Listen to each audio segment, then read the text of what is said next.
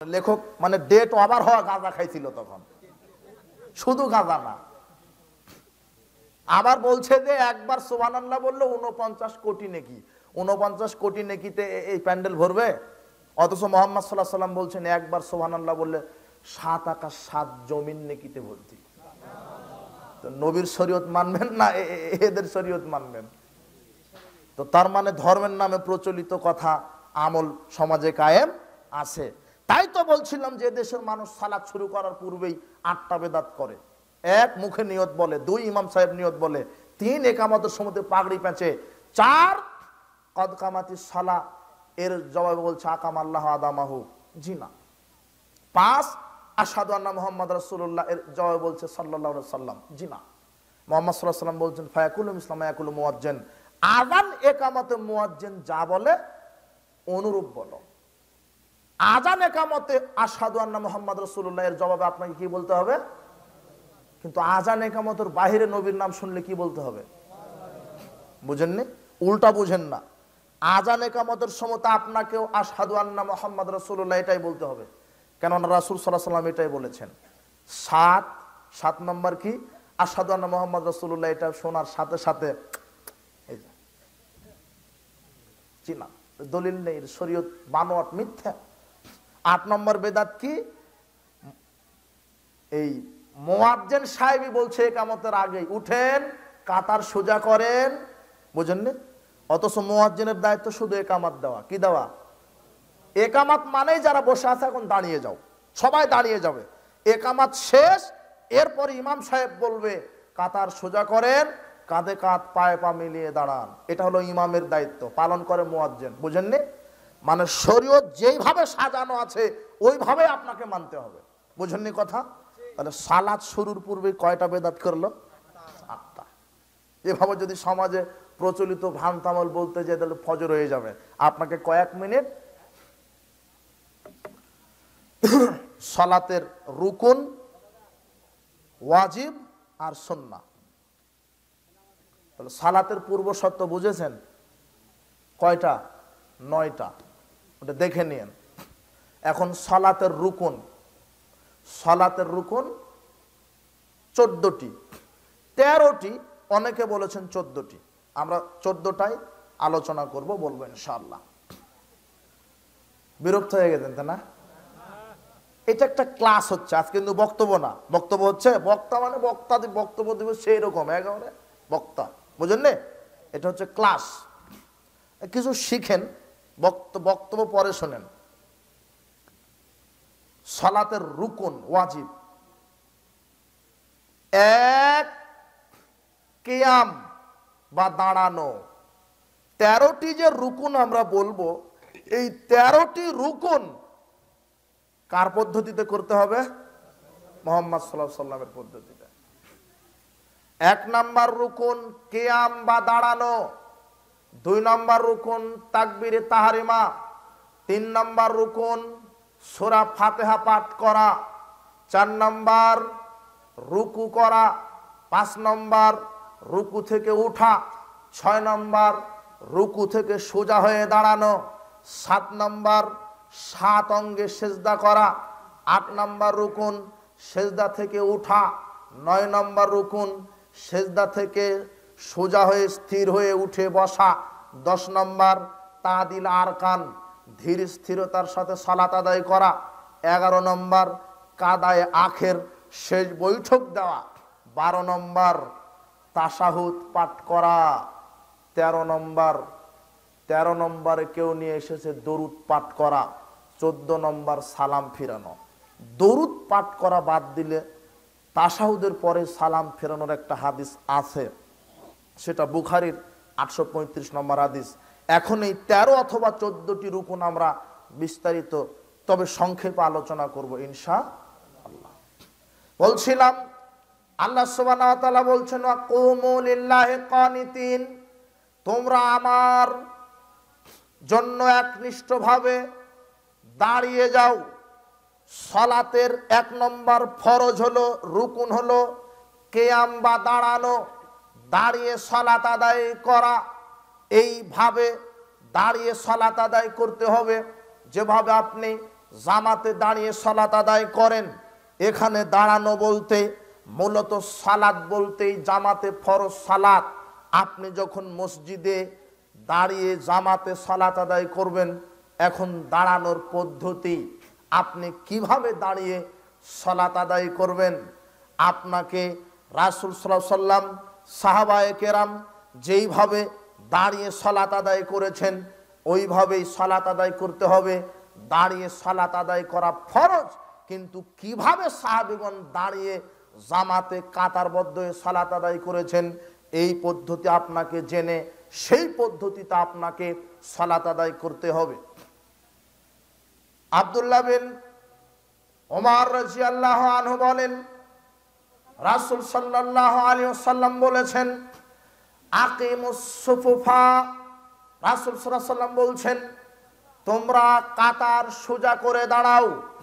ওয়াহাযু বাইনাল মানাকিব ওয়াসুদ্দুল খলাল, কাঁধে কাঁধ মিলিয়ে দাঁড়াও, দুইজনার মাঝখানের ফাঁকা জায়গা বন্ধ করে দাঁড়াও। আল্লাহ বলছেন ওয়াকুমু লিল্লাহি কানিতিন, দাঁড়িয়ে সালাত আদায় করো। এখন কিভাবে দাঁড়াতে হবে এটা কে শিখিয়ে দিচ্ছেন? মুহাম্মদ সাল্লাল্লাহু আলাইহি ওয়াসাল্লাম। আবু দাউদ খুলেন 666 নম্বর হাদিস, রাসূল সাল্লাল্লাহু আলাইহি ওয়াসাল্লাম বলছেন, যখন তোমরা দাঁড়াবা সোজা হয়ে দাঁড়াবা, কাঁধে কাঁধ পায়ে পা মিলিয়ে দাঁড়াবা, দুইজনার মাঝের ফাঁকা জায়গা বন্ধ করে দাঁড়াবা। ওয়ালিনু বিআইদি ইখওয়ানুকুম, তোমরা তোমাদের ভাইদের হাতের সাথে হাত মিলে দাঁড়াবা। ওয়ালা তাজারু ফুরুজাতিন লিশ-শাইতান, শয়তানের জন্য দুইজনার মাঝের জায়গা ফাঁকা রেখো না, শয়তানের জন্য দুইজনার মাঝের জায়গা ফাঁকা রেখো না। মান ওয়াসালা সাফান ওয়াসালাহুল্লাহ, যে ব্যক্তি পরস্পরের মাঝের ফাঁকা জায়গা বন্ধ করে দাঁড়ায় আল্লাহ তাদেরকে বিচার মাঠে আল্লাহ নিজের কাছে টেনে নেবেন। ওয়ামান কাতা সাফান কাতাহুল্লাহ, আর যে ব্যক্তি পরস্পরের মাঝে ফাঁকা রেখে দাঁড়ায় আল্লাহ বিচার মাঠে তাদেরকে আল্লাহর নিকট থেকে পৃথক করে দিবেন। তার মানে কাতারে যখন দাঁড়াবেন পরস্পরের দুইজনার মাঝখানের ফাঁকা জায়গা কি করে দাঁড়াতে হবে? বন্ধ করে। হাদিস কোথায় আছে? 666 নম্বর হাদিস, আবু দাউদ। আনাস রাদিয়াল্লাহু আনহু বলেন, রাসূল সাল্লাল্লাহু আলাইহি ওয়াসাল্লাম বলেছেন, রুসু সুফাকুম, তোমরা কাতারে মিলে দাঁড়াও। অকারিবু বাইনাহা, আর একজনকে পাশে টেনে নাও। ও পৃথক হতে চাইলে তাকে পাশে টেনে নাও। হাযু বিল আনাক, ঘাড় সমূহ বরাবর রাখো। ওয়াল্লাযী নাফসি বিয়াদিহি, শোনো সাহাবীগণ, সেই সত্তার কসম করে বলছি যেই সত্তার হাতে আমার আত্মা রয়েছে, ইন্নী লারা শাইতান ইয়াদখুলু মিন খালালিস সাফা কান্নাল হাজাব, তোমরা ওই যে পরস্পরের দুই পায়ের মাঝে ফাঁকা রেখে দাঁড়িয়েছো, ওখানে ইবলিস শয়তান বকরির বাচ্চার আকৃতি নিয়ে বসে থাকে। যেখানে ফাঁকা জায়গা দুইজনের পরস্পরের মাঝখানে যে ফাঁকা জায়গা ওখানে কে থাকে? শয়তান। হাদিসটা কোথায় আছে? আবু দাউদ, তার নিচের হাদিস 667 নম্বর হাদিস। তাহলে ফাঁকা জায়গা কি করে দাঁড়াতে হবে? বন্ধ করে। তো কিভাবে বন্ধ করবেন? অনেকে শুধু কানি আঙ্গুলের সাথে কানি আঙ্গুল লাগায়, তাই না? জি না, এটাও হয়নি। একেবারে টাকনোর সাথে টাকনো লাগাতে হবে, পায়ের সাথে পা। বুঝেননি মনে হয়? আচ্ছা, গোড়ালির সাথে গোড়ালি, জি বুঝতে পেরেছেন। 725 নম্বর হাদিস। এবারে সহিহ বুখারী খুলেন, ওই দুটো হলো আবু দাউদের। হাদিস নম্বর কত? 666, 667। এবারে সহিহ বুখারী 725 নম্বর হাদিস খুলেন। রাসূল সাল্লাল্লাহু আলাইহি ওয়াসাল্লাম বলছেন, আকিমু সুফাকুম, তোমরা কাতার সোজা করে দাঁড়াও। ইন্নী আরাকুম মিন ওয়ারাই যাহরি, আমি সামনে থেকে যেভাবে দেখতে পাই আমি আমার পিছন থেকে ওইভাবেই দেখতে পাই। এটা রাসূল সাল্লাল্লাহু আলাইহি ওয়াসাল্লাম একটা মুজিজা। আমরা কি পিছনে কি হচ্ছে আমি এখন দেখতে পাচ্ছি? কিন্তু রাসূল সাল্লাল্লাহু আলাইহি ওয়াসাল্লাম দেখতে পেতেন। তিনি বলছেন, এই সাহাবারা শোনো, কাতার সোজা করো, ফাঁকি দিবা না। সামনে যেভাবে আমি দেখতে পাই আমি পিছন থেকেও সেইভাবে দেখতে পাই। তখন আনাস রাদিয়াল্লাহু বলছেন এই কথা বলার সাথে সাথে কানা আহাদুনা ইউলসিকু বিকাদামিহি বিমানকিবাহু বিমানকিবিহি ওয়া কাদামাহু বিকাদামিহি। যেই রাসূল সাল্লাল্লাহু আলাইহি ওয়াসাল্লাম এইভাবে আমাদেরকে সতর্ক করলেন, সাথে সাথে আমরা কাঁধের সাথে কাঁধ আর পায়ের সাথে পা মিলিয়ে দাঁড়াতাম। দেখেছেন বুখারীর হাদিস, পায়ের সাথে পা আর কাঁধের সাথে কাঁধ ফাঁকা আছে। তো আপনার হুজুর যে বলছে যে পায়ের সাথে পা মিলিয়ে দাঁড়ালে ওকে অপমান করা হবে, বলছে না হুজুর? যুক্তি দিচ্ছে। আরে যুক্তি তো ইবলিস শয়তানের বৈশিষ্ট্য। যুক্তি কার বৈশিষ্ট্য? ইবলিস শয়তানের। বলছে যে আপনার হুজুর বলছে কতখানি পাগল, শরীয়ত থেকে অজ্ঞ। ও বলছে যে ছেলের পায়ের সাথে, ছেলের পা বাপের পায়ের সাথে লাগবে, বাপকে তো অপমান করা হলো। কোথায় ভ্যান চালক আর কোথায় এমপি? ভ্যান চালকের পাটা এমপির পায়ের সাথে লাগবে, এমপিকে তো অপমান করা হলো। বেটা সালাতে এমপি আর ভ্যান চালক তুমি দেখাও নাকি? ওই এমপি কি আর ভ্যান চালক কি দুজনে আল্লাহর ফকির গোলাম? ওখানে বাপ বেটার পরিচয় নাই। কোথায় সালাতের কাতারে কে বাপ কে মা, কে এমপি কে মন্ত্রী কে ব্যারিস্টার কে ভ্যান চালক কে মুচি কে মেথর, এটার পরিচয় সালাতে নাই। সবাই একটাই পরিচয়, সবাই কার গোলাম? ও আবার ক্লাস 1-এ পড়া লাগবে ওকে। তো এমপির মর্যাদা বেশি না একজন সাহাবার মর্যাদা বেশি? মুহাম্মদ সাল্লাল্লাহু আলাইহি ওয়াসাল্লাম বলছেন তোমরা সারা পৃথিবীর সবাই মিলে যদি উহুদ পাহাড় পরিমাণ স্বর্ণ দান করো, একজন সাহাবীর একটা গম, একটা সিকিসা দান করা সমান তোমাদের হবে না। একজন সাহাবীর মর্যাদা কত! তো তারা যদি পায়ের সাথে পা দাঁড়িয়ে লাগতে পারে, তোমাদের বাপ বেটার কি হয়েছে? তোমরা তো খাওয়ার পায়খানা করো, তোমাদের আবার কি মর্যাদা? বোঝেননি মনে হয়। আর মানহানি হয়, মর্যাদার হানি হয়, এই কথা বলাতে হুজুর সরাসরি হাদিসের বিরোধিতা করেছে। দলিল তাবারানী মৌজামুল আওসাত 5795 নম্বর হাদিস। হাদিসটা আপনার হুজুরকে পড়তে বলবেন। আয়েশা রাদিয়াল্লাহু তাআলা আনহা বলছেন রাসূল সাল্লাল্লাহু আলাইহি ওয়াসাল্লাম বলেছেন মান সাদ্দা ফুরজাতান ফিস সাফ, যে ব্যক্তি পরস্পরের মাঝের ফাঁকা জায়গা বন্ধ করে দাঁড়াবে, রাফাহুল্লাহু বিহা দারাজাতান, আল্লাহ তার মর্যাদা বৃদ্ধি করে দিবেন।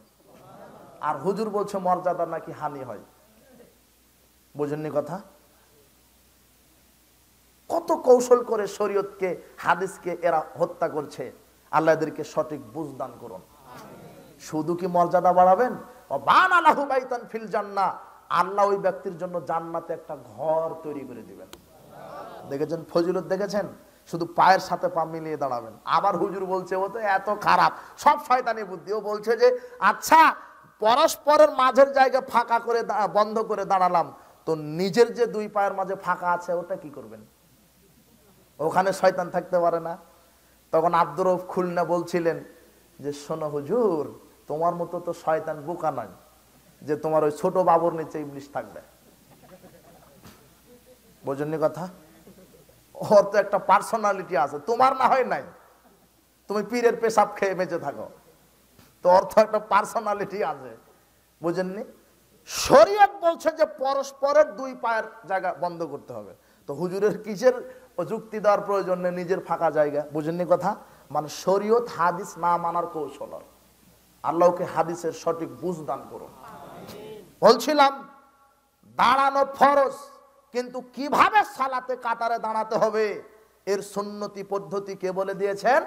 মুহাম্মদ সাল্লাল্লাহু আলাইহি ওয়াসাল্লাম। 1 দাঁড়ানো ফরজ, 2 তাকবীরে তাহরিমা ফরজ। আল্লাহ বলছেন ওয়া রাব্বিকা ফাকাব্বির, মুহাম্মদ সাল্লাল্লাহু আলাইহি ওয়াসাল্লাম তুমি তোমার প্রতিপালকের নামে তাকবীর পাঠ করো। তাকবীর তাহরিমা দিবেন আল্লাহু আকবার। এখানেও গন্ডগোল। এখন হাত কি নাভির উপরে না নাভির নিচে? সব জায়গাতে গন্ডগোল। তাকবীর তাহরিমা দিয়ে হাত বাঁধবেন, তো কিভাবে বাঁধবেন? তাকবীর তাহরিমা দেওয়া ফরজ, এখন হাত বাঁধা পদ্ধতি আছে কার? মুহাম্মদ সাল্লাল্লাহু আলাইহি ওয়াসাল্লামের। মুসনাদে আহমদ 22610 নম্বর হাদিস। বুকের উপরে হাত বাঁধার হাদিস নাকি এরা খুঁজে পায় না। পাবে কোথায়? পড়ে আছে কানা মাযহাবের চশমা, কালো চশমা পড়ে আছে, তাহলে হাদিস খুঁজে পাবে? চশমা খুলে ফেলে দিতে হবে, এরপর হাদিসের পাতা উল্টাতে হবে। বুঝেননি? হাদিসের পাতা যদি আপনি খুলেন তাহলে দেখতে পাবেন মুসনাদে আহমদ হলবাত তাই রাদিয়াল্লাহু আনহু বলছেন রাআইতু রাসূলুল্লাহ সাল্লাল্লাহু আলাইহি ওয়াসাল্লাম, আমি রাসূল সাল্লাল্লাহু আলাইহি ওয়াসাল্লামকে দেখেছি, ইয়াদাউ ইয়াদুল ইমনা আলা ইয়াদিল ইসরা আলা সাদরিহি, রাসূল সাল্লাল্লাহু আলাইহি ওয়াসাল্লাম বাম কবজির উপরে ডান কবজি দিয়ে আলা সাদরিহি বুকের উপরে হাত বেঁধেছেন। হাদিস নাই? ও দেখে না কেন? ও কি কালো চশমা পড়ে আছে, বুঝেননি কথা? হাদিস নম্বর বলে দেওয়া হলো 22,610, খুঁজে নাও। আবু দাউদ খুলে দেখেন 759 নম্বর হাদিস। তাউস রাদিয়াল্লাহু আনহু বলছেন, কানা রাসূলুল্লাহ সাল্লাল্লাহু আলাইহি ওয়াসাল্লাম ইয়াজাউ ইয়াদাহুল ইয়ুমনা আলা ইয়াদিল ইসরা, রাসূল সাল্লাল্লাহু আলাইহি ওয়াসাল্লাম বাম কবজির উপরে ডান কবজি রেখেছেন। সুম্মা ইয়াশুদ্দু বাইনাহুমা, শক্ত করে ধরে রেখেছেন দুই হাত, আলা সাদরিহি ওয়া হুয়া ফিস সালাত, বুকের উপরে যখন তিনি সালাতে। সুবহানাল্লাহ। আবু দাউদের কত নম্বর হাদিস? 759। হাদিসগুলি দেখে পড়াশোনা করে আমল করতে বলবেন, বুঝেননি আপনি? ফাঁকি দেওয়ার কোনো উপায় নাই। এখন শরীয়ত মানুষের কাছে ওপেন হয়ে গেছে, আর গল্প কিচ্ছা কাহিনী দিয়ে, ব্যক্তির দোহাই দিয়ে, তাকলিদের দোহাই দিয়ে মানুষকে ভুলভাল আমল করানো যাবে না। হাদিস স্পষ্ট। আবু দাউদের 759 নম্বর হাদিস। রাসূল সাল্লাল্লাহু আলাইহি ওয়াসাল্লাম কোথায় হাত বেঁধেছেন? বুকের উপর। সহিহ ইবনে খুজাইমা 479 নম্বর হাদিস। হাদিসের সনদ সহিহ হলো ওয়াইল বিন হুজর রাদিয়াল্লাহু আনহু বলছেন, সাল্লাইতু মা রাসূলিল্লাহ সাল্লাল্লাহু আলাইহি ওয়াসাল্লাম, আমি রাসূল সাল্লাল্লাহু আলাইহি ওয়াসাল্লামের সাথে সালাত আদায় করেছি, আমি দেখেছি, ওয়াদা ইয়াদাহুল ইয়ুমনা আলা ইয়াদিল ইসরা আলা সাদরিহি, তিনি বাম কবজির উপরে ডান কবজি বুকের উপরে রেখেছেন। কোথায়? তিনটা হাদিস হলো। এখন বুখারীর একটা হাদিস আছে, 740 নম্বর হাদিস। আনাস রাদিয়াল্লাহু আনহু বলছেন, কানা ইউমারুন নাস, মানুষদেরকে নির্দেশ দিতেন মুহাম্মদ সাল্লাল্লাহু আলাইহি ওয়াসাল্লাম, লোকদেরকে, মুসল্লিদেরকে মুহাম্মদ সাল্লাল্লাহু আলাইহি ওয়াসাল্লাম বলতেন, কি বলতেন? আইয়াদা রাজুলুল ইয়াদাল ইয়ুমনা আলা জিরাহিল ইসরা ফিস সালাত, মানুষ যেন বাম বাহুর উপরে ডান বাহু রাখে। বাহু বলতে এই কোণ থেকে এই কবজি পর্যন্ত, এটা কি বাহু। তো বাম বাহুর উপরে ডান বাহু রাখেন তো কোথায় পড়ে? বুঝেননি? কিন্তু নাভির নিচে যখন দিবেন তখন আর যাবে? দেখেন তো এভাবে বাম বাহুর উপরে ডান বাহু দিয়ে নাভির নিচে দেন তো, তখন কিন্তু আর আপনি মানুষের কাতারে থাকছেন না। বুঝেননি কথা? জেরা আসছে, জেরা, জেরা মানে কি? বাহু, বাহুর উপরে বাহু। এখানে কিন্তু আর বুকের উপরে নাই। দেখেন শরীয়ত কত সূক্ষ্ম, কারণ এখানে বাম বাহুর উপরে ডান বাহু দিলে অটোমেটিক্যালি বুকের উপরে, হ্যাঁ? কিন্তু যেখানে কবজির হাদিস আসছে সেখানে মুহাম্মদ সাল্লাল্লাহু আলাইহি ওয়াসাল্লাম বলে দিয়েছেন আলা সাদরিহি, কেননা কবজির উপরে কবজি রেখে নাভির নিচেও দেওয়া যায়। বুঝেন না? মুসল্লি যেন নাভির নিচে নয়, বুকের উপরে হাত বাঁধে। আলা সাদরিহি, সে যেন তার বুকের উপরে হাত বাঁধে। আলা সাদরি, সে মুহাম্মদ সাল্লাল্লাহু আলাইহি ওয়াসাল্লাম বুকের উপরে হাত বেঁধেছেন। হাদিস নাই? কি ব্যঙ্গ নাটাই না করে, তাই না? ব্যঙ্গ করে না এই হাদিসগুলা নিয়ে। আল্লাহ এদেরকে হাদিসের সঠিক বুঝ দান করুন। বুকের উপরে হাত বাঁধতে হবে, এটাই সহিহ। তাকবীরে তাহরিমে হাত বাঁধলেন। এরপরে 3 নম্বর ফরজ রুকন সূরা ফাতিহা পাঠ করা। 3 নম্বর কি? সূরা ফাতিহা। লা সালাতা লিমান লাম ইয়াকরা বিফাতিহাতিল কিতাব, রাসূল সাল্লাল্লাহু আলাইহি ওয়াসাল্লাম বলেছেন, ওই ব্যক্তির সালাত হয় না যেই ব্যক্তি সালাতে কোন সূরা পাঠ করে না? সূরা ফাতিহা। একাকী হন, জামাতে হন, ফরজ হোক, নফল হোক, বিতের হোক, ঈদের সালাত হোক, জানাজার সালাত হোক, যার নাম সালাত সেখানে কোন সূরা পড়তে হবে? সূরা ফাতিহা পড়তেই হবে। সূরা ফাতিহা ছাড়া সালাত হবে না, সূরা ফাতিহা ছাড়া সালাত হবে না। রাসূল সাল্লাল্লাহু আলাইহি ওয়াসাল্লাম বলছেন, আবু হুরায়রা রাদিয়াল্লাহু আনহু বলছেন, সহিহ মুসলিম 395 নম্বর হাদিস, রাসূল সাল্লাল্লাহু আলাইহি ওয়াসাল্লাম বলছেন, মান সাল্লা সালাতান লাম ইয়াকরা ফিহা বিউম্মিল কোরআন ফায়াকিদাস, যে ব্যক্তি সালাত আদায় করলো অথচ সালাতে সূরা ফাতিহা পাঠ করলো না, তার সালাত অসম্পূর্ণ।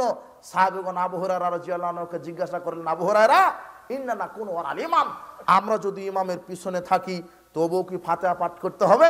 দেখেন কি স্পষ্ট হাদিস, সহিহ মুসলিম 395 নম্বর হাদিস, 904 নম্বর হাদিস। আবু হুরায়রাকে জিজ্ঞাসা করলেন সাহাবারা, আমরা যদি ইমামের পিছনে থাকি তবুও কি ফাতিহা পড়ব? তখন আবু হুরায়রা বলছেন, হ্যাঁ, ইকরা বিয়াফি নাফসিক, তুমি মনে মনে চুপে চুপে সূরা ফাতিহা পাঠ করো।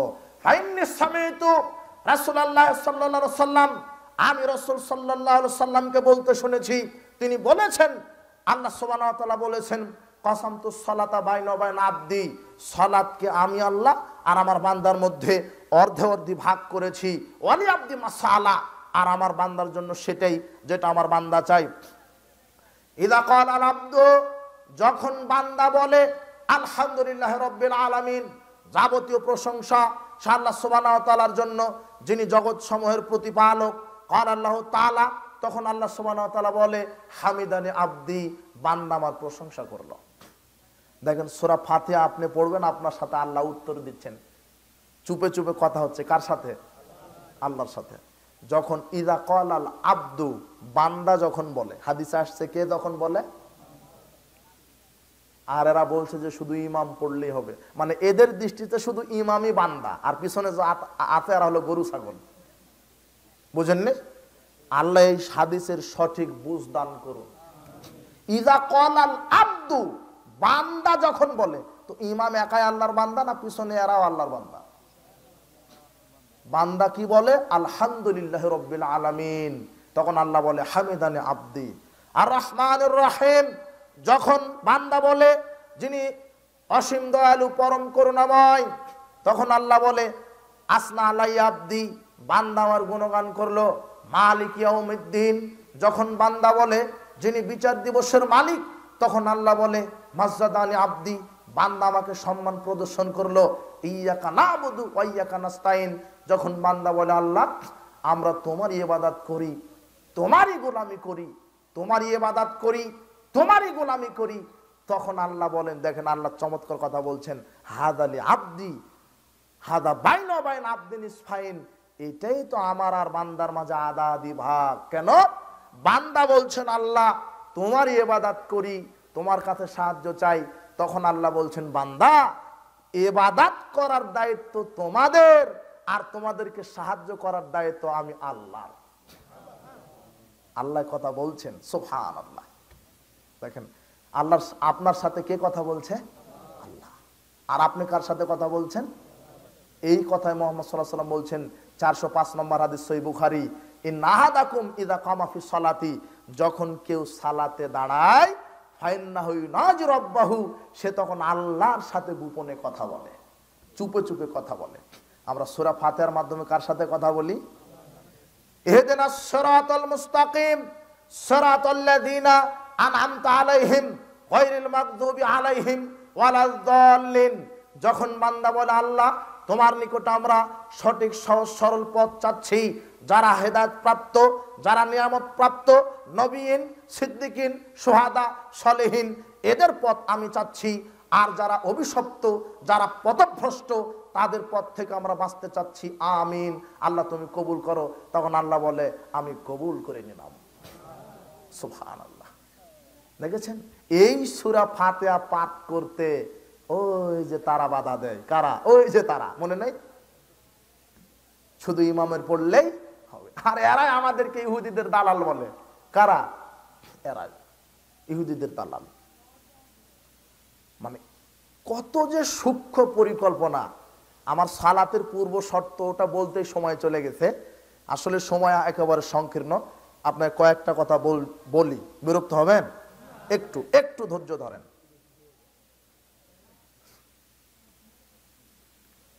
এরা আমাদেরকে কার দালাল বলে? ইহুদিদের।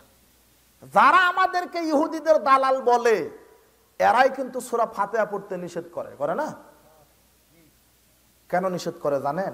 আহা, এটা তো জানেন না। এটা মজার একটা কথা এখানে লুকিয়ে আছে।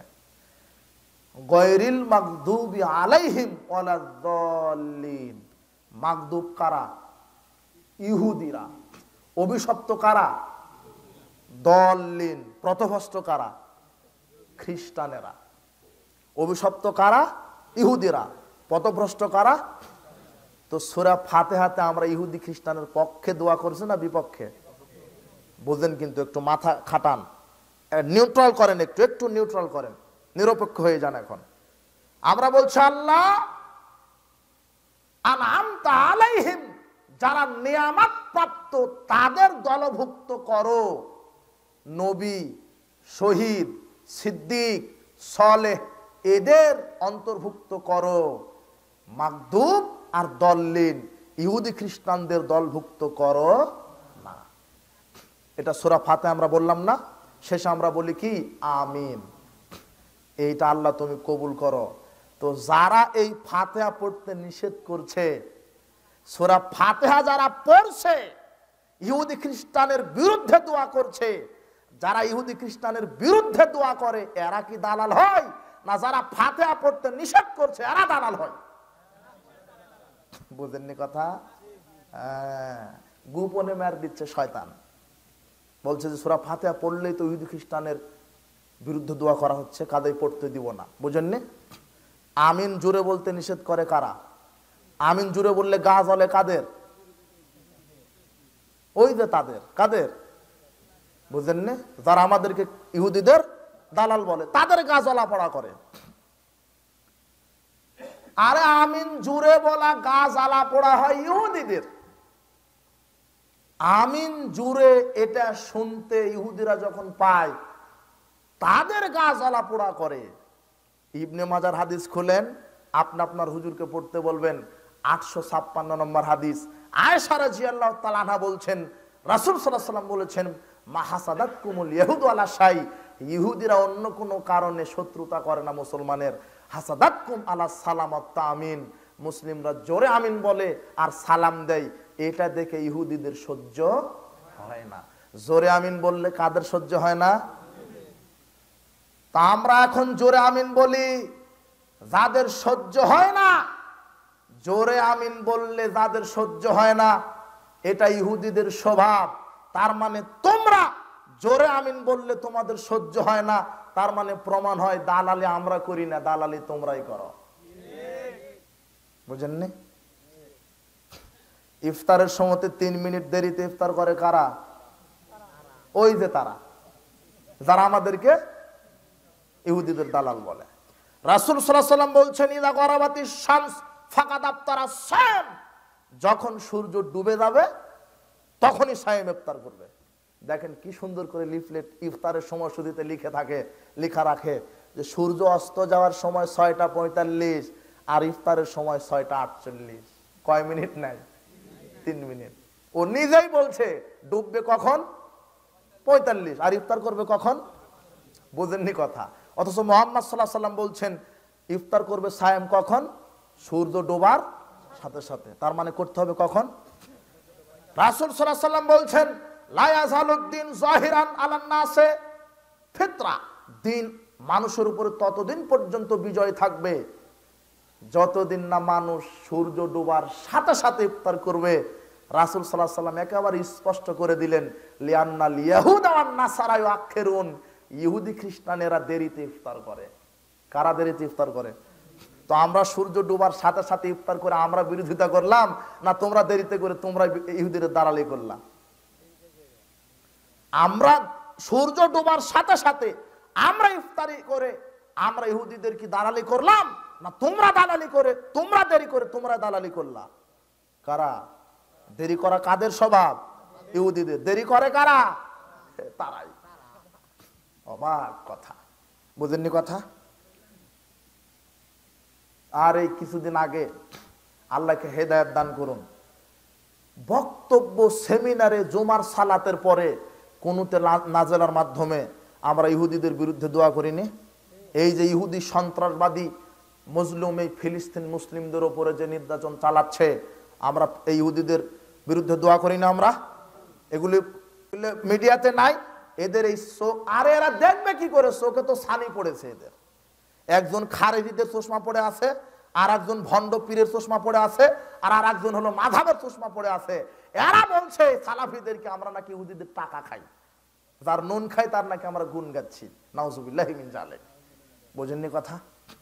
আবার কয়েকদিন আগে আরেকজন বলছে, যুবক তুমি তো তাকে আইডল মনে করো। শোনো, আইডল মনে করলে কি হবে?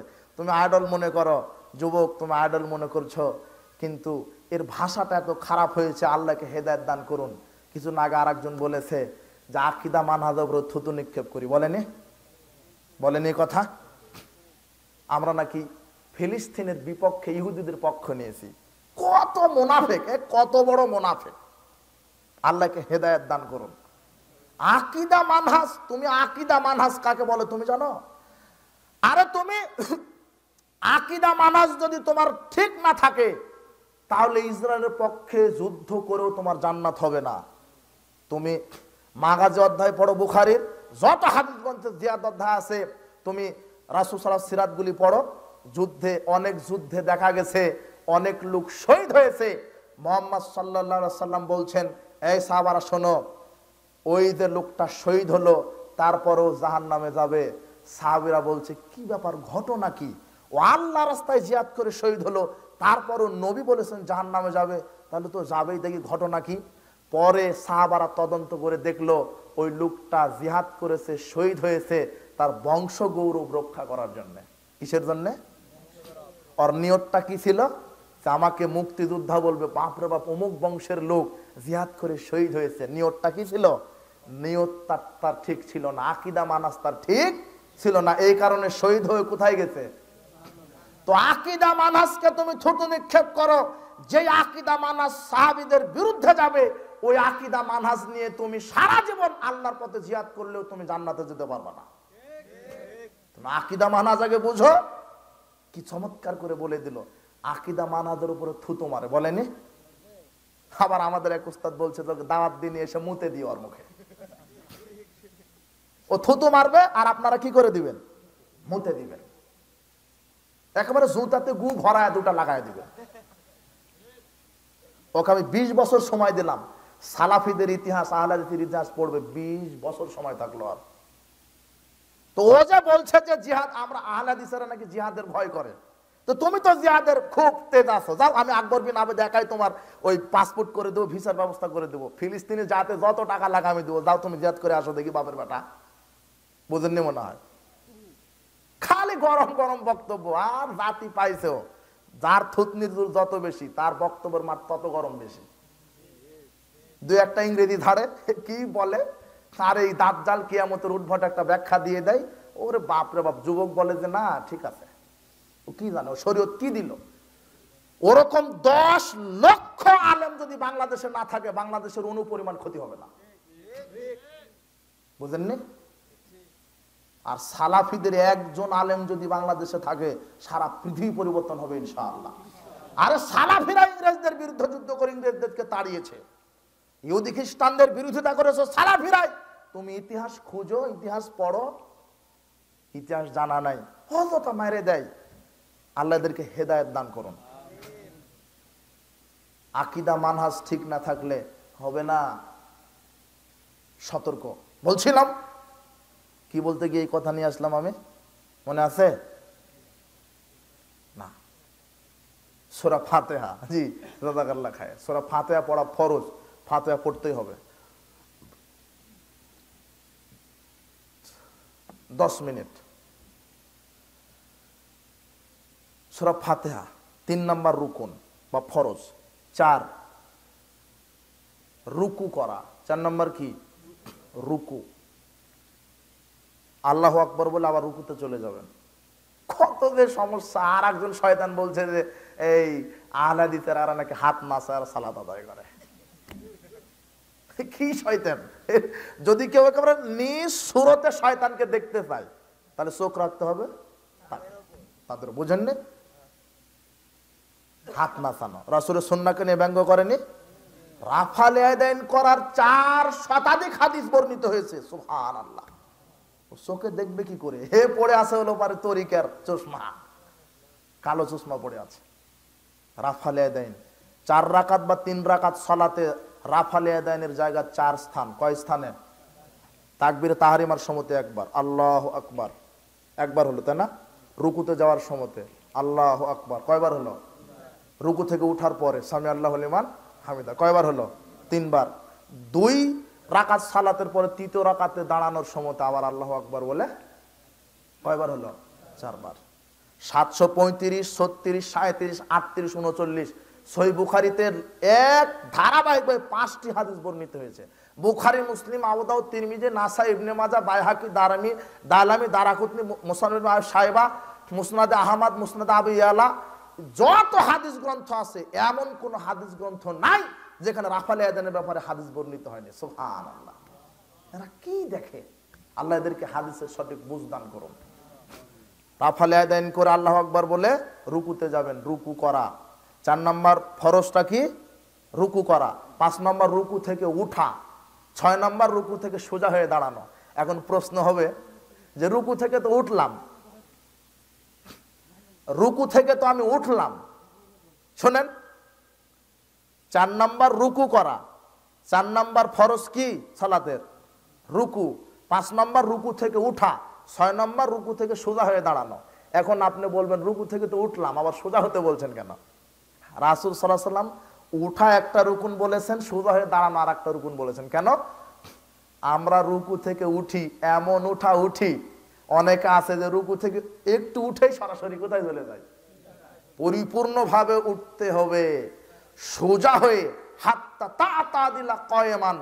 757 নম্বর হাদিস, রাসূল সাল্লাল্লাহু বলছেন সুম্মার কা হাত্তা তাতমাইন্না রাকিয়ান, তোমরা রুকু করো প্রশান্তির সাথে, সুম্মার ফা, এরপর রুকু থেকে উঠো, সুম্মা তা'তাদিলু কায়মান, এরপরে সোজা হয়ে দাঁড়াও, সোজা হয়ে দাঁড়াও। মানে রুকু থেকে একটু উঠেই আবার কোথায় চলে গেল? সিজদায়। আর সালাত নষ্ট হয়ে গেল। বুঝেছেন? 6 নম্বর রুকুন। 7 নম্বর 7 অঙ্গে সিজদা করা। কয় অঙ্গে? 7 অঙ্গে। 7 অঙ্গ কি? 2 হাত, 2 হাঁটু, 2 পায়ের বৃদ্ধাঙ্গুলি, তাহলে 3 দুগুণ 6, নাক আর কপাল, 7। 7 অঙ্গে সিজদা। 816 নম্বর হাদিস সহিহ বুখারী, রাসূল সাল্লাল্লাহু আলাইহি ওয়াসাল্লাম বলছেন আল্লাহ আমাকে 7 অঙ্গে সিজদা দেওয়ার জন্য নির্দেশ করেছেন। সুবহানাল্লাহ। 7 অঙ্গে সিজদা দেওয়া, এটা 7 নম্বর ফরজ সালাতের। 8 নম্বর সিজদা থেকে উঠা। 9 নম্বর সিজদা থেকে উঠে স্থির হয়ে বসা। আবার ওই যে অনেকে সিজদা থেকে মানে উঠতেই চায় না, অর্ধেকেরও কম উঠে আবার মারে, নাই? এদের সালাত নষ্ট হয়ে গেছে। সিজদা থেকে পরিপূর্ণভাবে উঠে স্থির হয়ে বসে থাকতে হবে। কয় নম্বর হলো? 9 নম্বর হলো, তাই না? 10 তাদিলে আরকান, পুরো সালাতটা ধীর স্থিরতার সাথে আদায় করবেন। 10। 11 শেষ বৈঠক, কাদায়ে আখের শেষ বৈঠক, শেষ বৈঠক করা। 12 তাশাহুদ পাঠ করা। তাশাহুদ কোনটা? আত-তাহিয়াতু লিল্লাহি ওয়াস সালাওয়াতু ওয়াত তাইয়্যিবাত। বুঝেননি? এটা হলো কি বললাম? 13। 12। 13 নম্বর কেউ বলেছেন দরুদ পড়া, আবার কেউ দরুদ পড়া ওটা রুকুন বলেননি। কেন? সহিহ বুখারীর 835 নম্বর হাদিস, আব্দুল্লাহ বিন মাসউদ বলছেন যে ইন্না কুন্না ইযা কুন্না মা রাসূলিল্লাহ সাল্লাল্লাহু আলাইহি ওয়াসাল্লাম ফি সালাতে, আমরা একদা রাসূল সাল্লাল্লাহু আলাইহি ওয়াসাল্লামের সাথে সালাতে ছিলাম। সালাত আদায় করতে করতে আমরা বললাম, ফাকুলনা, আমরা বললাম, আসসালামু আলাল্লাহি মিন ইবাদিহি, বান্দার পক্ষ থেকে আল্লাহর উপরে সালাম অবতীর্ণ হোক। আসসালামু আলা ফুলানিন ওয়া ফুলানিন, এরপর অমুক অমুকের উপরে সালাম।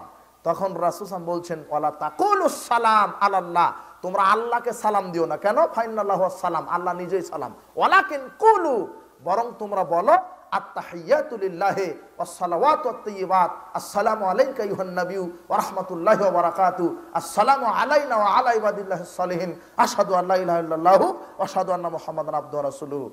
এটা বলো। এটা বলার পরে সুম্মা ইয়াতাখায়্যারু মিনাদ দুআ, এরপরে কোরআন হাদিসে যত দোয়া আছে সব বলে সালাম ফেরাও। সুবহানাল্লাহ।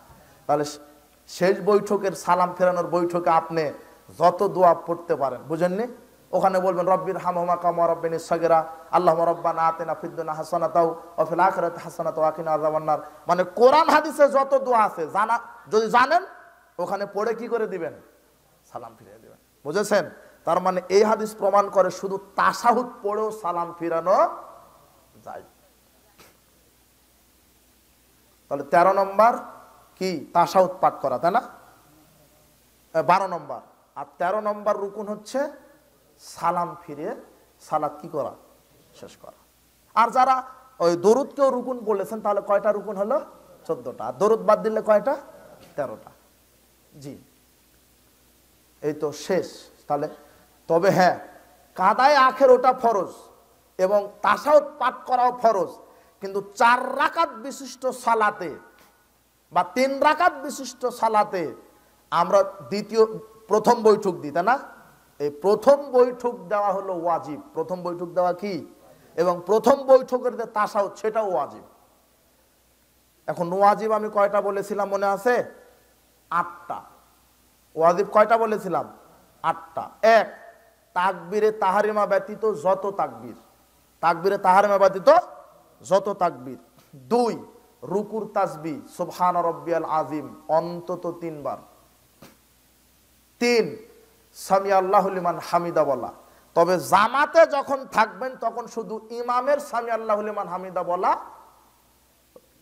ওয়াজিব, আপনাদের না বললেও হবে। দলিল কি? 796 নম্বর হাদিস সহিহ বুখারী, রাসূল সাল্লাল্লাহু আলাইহি ওয়াসাল্লাম বলছেন, ইযা ক্বালাল ইমাম সামি আল্লাহু লিমান হামিদা, যখন ইমাম বলবে সামি আল্লাহু লিমান হামিদা, ফাকুলু আল্লাহুম্মা রাব্বানা লাকাল হামদ, তখন তোমরা বলবা আল্লাহুম্মা রাব্বানা লাকাল হামদ। তাহলে কি হবে? ফাইন্নাহুমা নাফাকা কাউলু কাউলাল মালায়েকা গুফিরা লাহু মা তাকাদ্দামা মিন যামবিহি, তোমাদের সাথে ফেরেশতারাও এটা বলে, ফেরেশতাদের সাথে যদি তোমার এটা বলা একদম মিলে যায় তাহলে তোমাদের বিগত সব পাপ আল্লাহ ক্ষমা করে দিবেন। তাহলে 1 নম্বর তাকবীরে তাহরিমা ব্যতীত সব তাকবীর, 2 নম্বর ওয়াজিব রুকুর তাসবিহ, 3 নম্বর সামি আল্লাহু লিমান হামিদা বলা, 4 নম্বর আল্লাহুম্মা রাব্বানা লাকাল হামদ বলা, 5 নম্বর সেজদার তাসবিহ পাঠ করা সুবহান রাব্বিয়াল আলা অন্তত 3 বার, 6 নম্বর 2 সেজদার মাঝখানের দোয়া কি?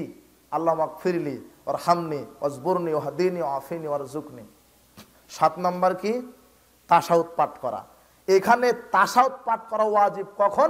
প্রথম বৈঠকের তাশাহুদ। প্রথম বৈঠকও ওয়াজিব, প্রথম বৈঠকের তাশাহুদও ওয়াজিব। তাহলে প্রথম বৈঠকের তাশাহুদ ওয়াজিব। 8 নম্বর ওই প্রথম বৈঠক দেওয়া। তাহলে কয়টা হলো? এখন সাহু সিজদার বিধান। সাহু সিজদা কখন দেওয়া লাগে? সালাত ভুল হলে সাহু সিজদা দিতে হয়, কিন্তু সালাতের যে 13টি বা 14টি আমি রুকুন বললাম, রুকুন আপনি ইচ্ছা করে ভুল করেন আর অনিচ্ছাকৃতভাবে ভুল করেন, হয়ে গেলে সাহু সিজদা কাজে দিবে না, আবার নতুন করে পড়তে হবে। কিন্তু সাহু সিজদা দিতে হয় 3টা কারণে। কয়টা কারণ? সালাত কম হলে 1, 2 সালাত বেশি হলে, 3 সন্দেহ হলে। কিভাবে? সালাত কম হয়েছে, 3 রাকাত পড়েছেন সালাত, আসরের সালাত 4 রাকাত, 3 রাকাত পড়ে সালাম ফিরিয়েছেন, পরে মনে হচ্ছে 4 রাকাত তো সালাত, আমি 3 রাকাত পড়েছি, তাহলে এখন কি করবেন? আবার তাকবীর তাহরিমা দিয়ে আপনি 1 রাকাত পড়বেন, পড়ার পরে আত্তায়াতু দরুদ পড়ার পরে সাহু সিজদা দেওয়ার নিয়ম সালামের আগেও দেওয়া যায়, পরেও দেওয়া যায়। আপনি 2টা সেজদা দিয়ে সালাম ফিরিয়ে দিবেন, অথবা সালাম ফেরানোর পরে 2টা সেজদা দিয়ে আবার সালাম ফিরিয়ে দিবেন। বুঝেননি? ওয়াজিব তরক হলে, ওয়াজিব তরক হলে শুধু লাগে কি? সাহু সিজদা। রুকুন তরক হলে সাহু সিজদা হবে না, ওই সালাত আবার পুরো পড়তে হবে। যেই রাকাতে আপনি রুকুন ছুটেছেন শুধু ওই রাকাত পুরো পড়তে হবে। বলছিলাম আসলে সালাতের সূক্ষ্ম বিষয়গুলি দার্সের ব্যাপার, সময় নিয়ে, বুঝেছেন? তবে সাহু সিজদার নিয়ম কম হলে বা বেশি হলে, আপনার বেশি হয়ে গেছে তাহলে কি করবেন? 2টা সেজদা দিয়ে সালাম ফিরিয়ে দিবেন। এখন সন্দেহ কি? যে আমি 1টা সেজদা দিলাম না 2টা সেজদা দিয়েছি, হয় না? তাহলে আপনি চূড়ান্ত কম ধরে নেবেন, দিয়ে 2টা আর একটা সেজদা দিবেন, বুঝেননি? দিয়ে শেষ বৈঠকে আপনি 2টা সাহু সিজদা দিয়ে সালাম ফিরিয়ে দিবেন। বুঝেননি মনে হয়? সাহু সিজদা। সালাত কম হলে 1, বেশি হলে 2, 3 সন্দেহ হলে সাহু সিজদা দিতে হবে। এই হলো ওয়াজিব। আর সুন্নাত কি? রাফালে আদায়ন করা সুন্নাত, বুকের উপরে হাত বাঁধা সুন্নাত। যখন আপনি সিজদা করে আবার উঠতে চাচ্ছেন তখন 2 হাতে ভর দিয়ে উঠতে হবে। অনেকে হাঁটুর উপরে ভর দিয়ে উঠে, তাই না? বুখারীর আবু দাউদের 840 নম্বর হাদিস, বুখারীর 823 নম্বর হাদিস, রাসূল সাল্লাল্লাহু আলাইহি সাল্লাম 2 হাতে ভর দিয়ে উঠতেন। যখন সিজদায় যাবেন আগে হাঁটু দিবেন না পা দিবেন? আগে হাত, হাঁটু দিবেন না হাত দিবেন? হাত। দলিল আবু দাউদের 840 নম্বর হাদিস, বুঝেননি? সব একেবারে আয়নার মতো করে দেওয়া আছে। এগুলি সুন্নাত। জোরে আমিন বলা সুন্নাত, বুকের উপরে হাত বাঁধা সুন্নাত, রাফালায় দেন করা সুন্নাত। সালাতে যখন দাঁড়ালেন তাকবীরে তাহরিমা দিয়ে, তখন আপনার দৃষ্টি থাকবে সেজদার এরিয়াতে। কোথায়? সেজদায়। কিন্তু তাশাহুদের বৈঠকে যখন আপনি বসবেন, তখন আমরা তাশাহুদ পড়ি, তাই না? তাশাহুদের শুরু থেকে শেষ পর্যন্ত তর্জনী আঙ্গুল নাড়াতে হবে 53 আঙ্গুলের মতো। ওই সময়তে দৃষ্টি থাকবে আপনার এই নখের উপরে। কোথায়? নাসাই 1275 নম্বর হাদিস। রাসূল সাল্লাল্লাহু আলাইহি ওয়াসাল্লাম তাশাহুদ পড়তেন আর ইশারা করতেন, শুধু একবার টপ করে উঠিয়ে আবার নামিয়ে দিলেন, এরকম হাদিস পৃথিবীতে নাই।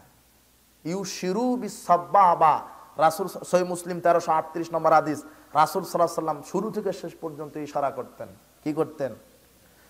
আর শেষ বৈঠকে যখন বসবেন, তখন শুরু থেকে শেষ পর্যন্ত আত্মায়াতু পড়েন, দরুদ পড়েন, মাসুরা পড়েন, যত দোয়া আছে এদিকে পড়বেন, দৃষ্টি থাকবে এই নখের উপরে, আর হালকা ভাবে নাড়াবেন। অনেকে জোরে জোরে নাড়ায়, তাই না? না, এটা বাড়াবাড়ি।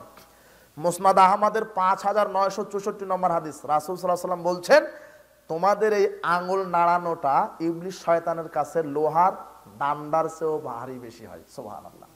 মানে যতক্ষণ এর নাড়াচ্ছেন, ততক্ষণ কাকে পিটানো হচ্ছে? শয়তানকে। বুঝতে পেরেছেন? তাহলে এটা শুরু থেকে শেষ পর্যন্ত। সালাম ফিরিয়ে দিবেন, আঙ্গুল নামিয়ে দিবেন। শেষ বৈঠকে বসার আদব কি? শেষ বৈঠকে বসবেন, বাম পাটা ডান পায়ের নলা দিয়ে বাহির করে দিবেন, নিতম্বের উপরে বসবেন। বুঝেননি? শেষ বৈঠকে, সালাম ফেরানোর বৈঠকে। আর প্রথম বৈঠকে বসার সময়তে বাম পায়ের পাটার উপরে নিতম্ব রেখে বসবেন। বুঝতে পেরেছেন? এই সময় ডান পায়ের বৃদ্ধাঙ্গুলি কেবলা মুখেই থাকবে। আরো অনেক কিছু ছুটে যেতে পারে সময়। আমাদের সালাতুর রাসূল একটা বই আছে, মোহাম্মদ আসাদুল আল গালিব, ওনার লেখা। কার কার আছে এই বইটা? হ্যাঁ, সংগ্রহ করবেন। তারপরে 4 শরীর পাক হওয়া, স্থান পাক হওয়া, পোশাক পাক হওয়া। 4 নম্বর পূর্ব শর্ত শরীর পাক। শরীর তো আপনি অপবিত্র করে ফেলেছেন, এই শরীর পাক মনে করেন না যে পেশাব পায়খানা করেছেন তাই অপবিত্র। জি না, এই পাক মানে, দেহ পাক মানে আপনার হালাল খাদ্য খেতে হবে। কি হালাল? আপনি সুদখোর, ঘুষখোর, মদখোর, আপনি চোর, আপনি ডাকাত, আপনি হারামখোর, আপনার ইবাদত আল্লাহ কবুল করবেন না। আল্লাহ সুবহানাহু ওয়া তাআলা বলছেন, ইয়া আইয়ুহার রাসূল কুলু মিনাত তাইয়্যিবাত ওয়া আমালুস সালিহা। হে পৃথিবীর নবী রাসূলগণ, আমল করার পূর্বে পবিত্র বস্তু ভক্ষণ করো। আল্লাহ সুবহানাহু ওয়া তাআলা নবী রাসূলকে আমল করার পূর্বে কোন বস্তু ভক্ষণ করতে বললেন? পবিত্র। ইন্নাল্লাহাত তাইয়্যিব, রাসূল সাল্লাল্লাহু আলাইহি ওয়াসাল্লাম বলছেন আল্লাহ পবিত্র। লা ইয়াকবালু ইল্লা তাইয়্যিবা, আল্লাহ পবিত্র ছাড়া কিছু কবুল করেন না। আপনি খাচ্ছেন অপবিত্র, সুদ এটা হারাম, ঘুষ হারাম, চুরি করা হারাম, দুর্নীতি করা হারাম, মাদকতা সেবন করা হারাম।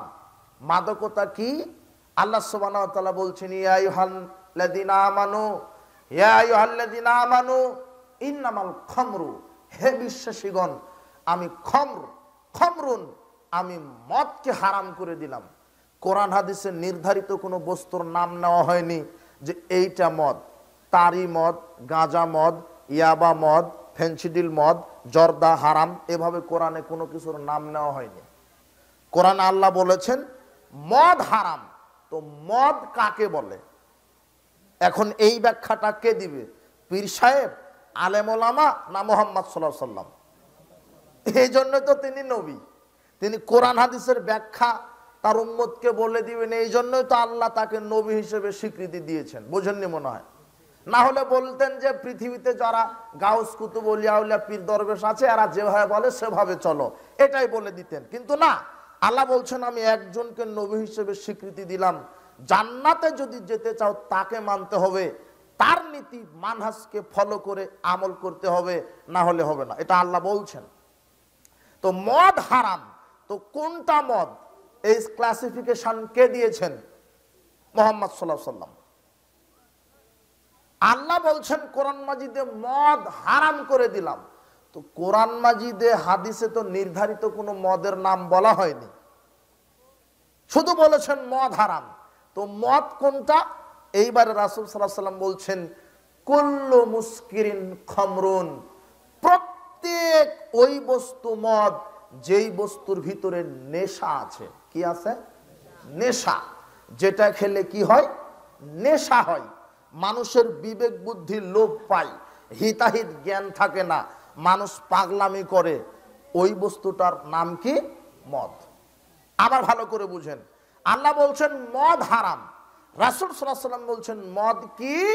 যেই বস্তুর ভিতরে কি আছে? নেশা আছে। যেই বস্তুর ভিতরে কি আছে? নেশা আছে। কুল্লু মুসকিরিন খামরুন, প্রত্যেক নেশাদার দ্রব্যই হলো মদ। ওয়াকুল্লু খামরিন হারাম, আর প্রত্যেক মদ হলো কি? হারাম। প্রত্যেক ওই বস্তু মদ যেই বস্তুর ভিতরে নেশা আছে, আর প্রত্যেক নেশাদার দ্রব্যই হলো মদ, আর প্রত্যেক মদ হলো হারাম। এখন কোন বস্তু নেশা আছে? যেটা আপনি খেলে পাগলামি করেন সেটাই মদ। এখন আপনার কথা যে আপনি তো জর্দা খান, তো আপনি তো আর পাগলামি করেন না।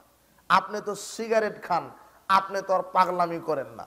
আপনি তো গুল মুখে দেন, আপনি তো পাগলামি করেন না। আপনি তো বিড়ি খান, আপনি তো পাগলামি করেন না।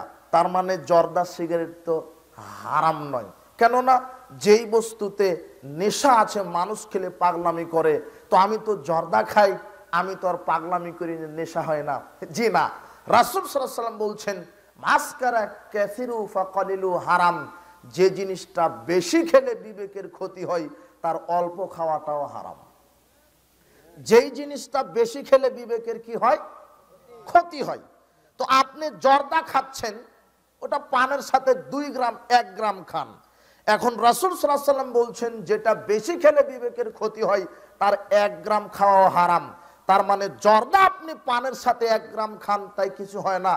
ওই জর্দা ওই একই ব্যক্তিকে যদি একসাথে 200 গ্রাম খাইয়ে দেন, তাহলে বাড়িতে গিয়ে বউকে মা ডাকবে। তো তাহলে যেটা বেশি খেলে বিবেকের ক্ষতি হয়ে গেল, তার একটা দানা খাওয়াটা কি? হারাম। এই কথা মুহাম্মদ সাল্লাল্লাহু আলাইহি ওয়াসাল্লাম বলছেন। কোরআন হাদিসে আল্লাহ নাম নেননি যে সিগারেট হারাম, বিড়ি হারাম, ইয়াবা হারাম। আল্লাহ কি বলেছেন? যেটাতে নেশা আছে সেটাই হারাম।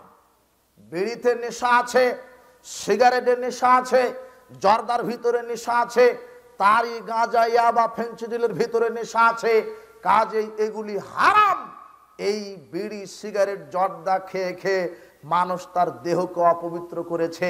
এই অপবিত্র হারামখোরের সালাত আল্লাহ কবুল করবেন না। সালাতের 4 নম্বর পূর্ব শর্ত দেহ পবিত্র থাকা, শরীর পবিত্র থাকা, পোশাক পবিত্র থাকা। তবে পোশাকের বিকল্প আছে। পোশাকের বিকল্প কি? আপনার পেশাব পায়খানা লাগা পোশাক, এই পোশাক ছাড়া পৃথিবীতে আর কোনো পোশাক নেই। ওই অপবিত্র পোশাকে সালাত আদায় করতে হবে, এটা বিকল্প। যদি পবিত্র পোশাক থাকে তখন অপবিত্র পোশাক খুলে ফেলে পবিত্র পোশাক পরিধান করে সালাত আদায় করতে হবে। এরপরে আরেকটি স্থান পবিত্র হওয়া। স্থান পবিত্র হওয়া, যেই জায়গাতে আপনি সালাত আদায় করবেন সেটা পবিত্র হতে হবে। বর্তমান পৃথিবীতে বাংলাদেশে অনেক মসজিদ আছে অপবিত্র। আপনি বলবেন মসজিদ তো পবিত্র স্থান, মসজিদ কি অপবিত্র হয়? হ্যাঁ, মসজিদ অপবিত্র হয়। মানুষ করেছে কিভাবে? আবু সাঈদ খুদরি রাদিয়াল্লাহু আনহু বলেন রাসূল সাল্লাল্লাহু আলাইহি ওয়াসাল্লাম বলেছেন আল আরদু কুল্লুহা মসজিদ, সারা পৃথিবী হলো মসজিদ, ইল্লাল মাকবারাত ওয়াল হাম্মাম, তবে কবরস্থান আর গোসলখানা ব্যতীত সারা পৃথিবী মসজিদ। আপনি এখানে বসে আছেন, এটাও মসজিদ, এখানে সালাত আদায় করতে পারবেন। সারা পৃথিবী মসজিদ, তবে কবরস্থান ব্যতীত। এখন আপনাকে যদি বলি আপনার দাদা বলছে বেটা আমি এই 10 শতক জমি ওয়াকফ করে দিলাম মসজিদের জন্য। তাহলে 10 শতক জমিটা কি মসজিদ। এখন 10 শতক জমি মসজিদ হয়েছে, ওয়াকফ করা হয়েছে মসজিদের নামে। ওয়াকফ করে দিয়ে আপনার দাদা মারা গেল, ওই দাদাকে এখন ওই মসজিদের ওয়াকফকৃত জমির উপরে কবর দিয়েছেন। এখন বলেন ওটা মসজিদ থেকেছে না কবরস্থান হয়ে গেল? মুহাম্মদ সাল্লাল্লাহু আলাইহি ওয়াসাল্লাম বলছেন কবরস্থান আলাদা, মসজিদ হবে আলাদা। সারা পৃথিবী মসজিদ, কিন্তু কবরস্থান ব্যতীত। তো তার মানে যেটা মসজিদ সেখানে যদি মানুষকে কবর দেন, ওটা মসজিদ না কবরস্থান? যে কোনো একটা হবে। কেননা মুহাম্মদ সাল্লাল্লাহু আলাইহি ওয়াসাল্লাম বলছেন সারা পৃথিবী মসজিদ, কিন্তু কবরস্থান ব্যতীত। কিন্তু এদেশের হাজারো মসজিদের জমিতে পীর সাহেবকে কবর দেওয়া আছে, ওলিয়াউল্লাহকে কবর দেওয়া আছে, যেখানে মানুষ সালাত আদায় করছে আল্লাহু আকবার বলে, আর সংসারে বরকত চাচ্ছে পীরের মাজারে সেজদা দিয়ে। এই মসজিদ অপবিত্র। রাসূল সাল্লাল্লাহু আলাইহি ওয়াসাল্লাম বলছেন, এটা তিরমিজির 317 নম্বর হাদিস, সহিহ ইবনে হিব্বানের 2313 নম্বর হাদিস। রাসূল সাল্লাল্লাহু আলাইহি ওয়াসাল্লাম নাহা রাসূলুল্লাহ সাল্লাল্লাহু আলাইহি ওয়াসাল্লাম আনিস সালাতে বাইনাল কুবুরে, রাসূল সাল্লাল্লাহু আলাইহি ওয়াসাল্লাম কবরস্থানে সালাত আদায় করতে নিষেধ করেছেন। এখন যেই মসজিদের মাটির ওপরে জমির ওপরে কবর দেওয়া আছে সেটা কবরস্থান। এখন বলেন তো ওই মসজিদে সালাত আদায় করলে সালাত হবে না কি হবে না? হবে না। মুহাম্মদ সাল্লাল্লাহু আলাইহি ওয়াসাল্লাম নিজে বলেছেন কবরস্থানে সালাত আদায় করো না। তার মানে স্থান পাক হতে হবে, স্থান পাক হতে হবে। ওটা স্থান অপবিত্র কেন? ওখানে কবর দেওয়া আছে। তাহলে এখন উপায় কি? যদি ওই মসজিদের জমিতে কাউকে পুঁতে রাখা হয় তাহলে কবর স্থানান্তর করতে হবে, না হলে মসজিদ স্থানান্তর করে কবর মুক্ত এলাকায় মসজিদ নির্মাণ করতে হবে। মসজিদের সামনে কবর থাক, পিছনে থাক, ডানে থাক, বামে থাক, প্রাচীর থাক আর না থাক, মসজিদের ওয়াকফকৃত জমির উপরে কবর থাকলে ওই মসজিদে সালাত হবে না। বুঝেননি মনে হয়? মসজিদ কবর মুক্তই রাখতে হবে, কেননা মুহাম্মদ সাল্লাল্লাহু আলাইহি ওয়াসাল্লাম বলছেন কবর এক জিনিস, মসজিদ এক জিনিস। তার মানে আপনাকে স্থান পবিত্র হতে হবে, স্থান পাক পবিত্র হতে হবে। সালাতের 5 নম্বর পূর্ব শর্ত সতর ঢাকা। পুরুষের সতর কি? 2 কাঁধ আর কোমর থেকে নাভি থেকে হাঁটু পর্যন্ত। পুরুষের সতর 2 কাঁধ আর নাভি থেকে হাঁটু পর্যন্ত পুরুষের সতর। মহিলার সতর কি? মুখমণ্ডল আর হাতের তালু ব্যতীত মাথা থেকে নিয়ে পায়ের পাতা পর্যন্ত মহিলাদের সতর। যখন সালাতে মহিলা দাঁড়াবে তখন এমন পোশাক পরতে হবে যেন পায়ের পাতাটাও ঢেকে থাকে। বুঝেননি মনে হয়? মাথা থেকে একেবারে পায়ের পাতা পর্যন্ত ঢেকে থাকতে হবে, শুধু খোলা থাকবে 2 হাতের তালু আর মুখমণ্ডল। এটা মহিলাদের সতর। 6 সালাতের পূর্ব শর্তর 6 নম্বর শর্ত ওয়াক্ত হওয়া, ওয়াক্ত মতো সালাত আদায় করা। ইন্না সালাতা কানাত আলাল মুমিনিনা কিতাবাম মাওকুতা। আল্লাহ বলছেন নিশ্চয় সালাত ওয়াক্ত মতোই মুমিনের উপরে ফরজ করা হয়েছে। আপনি আপনার আন্দাজ মতো সালাত আদায় করতে পারবেন না। আপনি চাকরির ব্যস্ততায়, আপনি ব্যবসার অজুহাতে, আপনি কৃষিকাজের অজুহাতে, আপনি চাকরির ব্যস্ততায়, আপনি ঘর বাড়ি ঝাড়ু রান্নার কাজে, কাপড় খাঁচার কাজে ব্যস্ততা দেখে আপনি জোহরের সালাত আদায় করবেন আসরের সাথে। জিনা যে ব্যক্তি অলসতা করে, অবহেলা করে, ব্যস্ততা দেখিয়ে ওয়াক্তর সালাত আরাক ওয়াক্তের সাথে পড়ে, এই ব্যক্তিকে আল্লাহ সুবহানাহু ওয়া তাআলা বলছেন ফাওয়াইলুল লিল মুসাল্লিন, আমি এই মুসল্লিকে ওয়াইল নামক জাহান্নামে নিক্ষেপ করব। আপনি অধিকাংশ মুসল্লি 5 ওয়াক্তই সালাত আদায় করে, কিন্তু ওয়াক্ত মতো করে না, নিজের গতিতে করে। চাকরির ডিউটিতে পালন করতে আছে, বলছে যে পরে পড়ে নিব, কেবল তো আজান দিল, আরো 2 ঘন্টা পরে পড়ে নেব, আসরের সাথে পড়ে নেব। ব্যবসায় এত মনোযোগ, ব্যবসার কাজে ব্যস্ত ব্যস্ত আর ব্যস্ত, ওয়াক্ত পার হয়ে যাচ্ছে, সালাতের খবর নেই। ডিউটি করতে করতে সালাতের ওয়াক্ত পার হয়ে যাচ্ছে খবর নেই, ও ইচ্ছা মতো সালাত আদায় করে।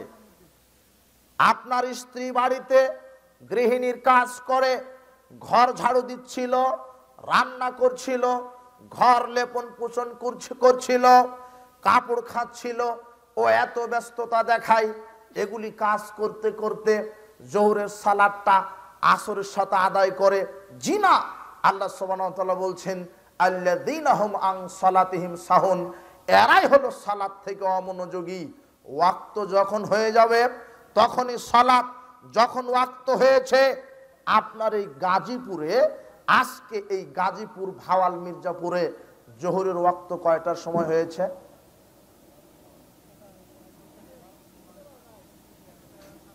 11:56। আজান হয় কয়টায়? একটাই। জামাত হয় কয়টায়? 1:30টায়।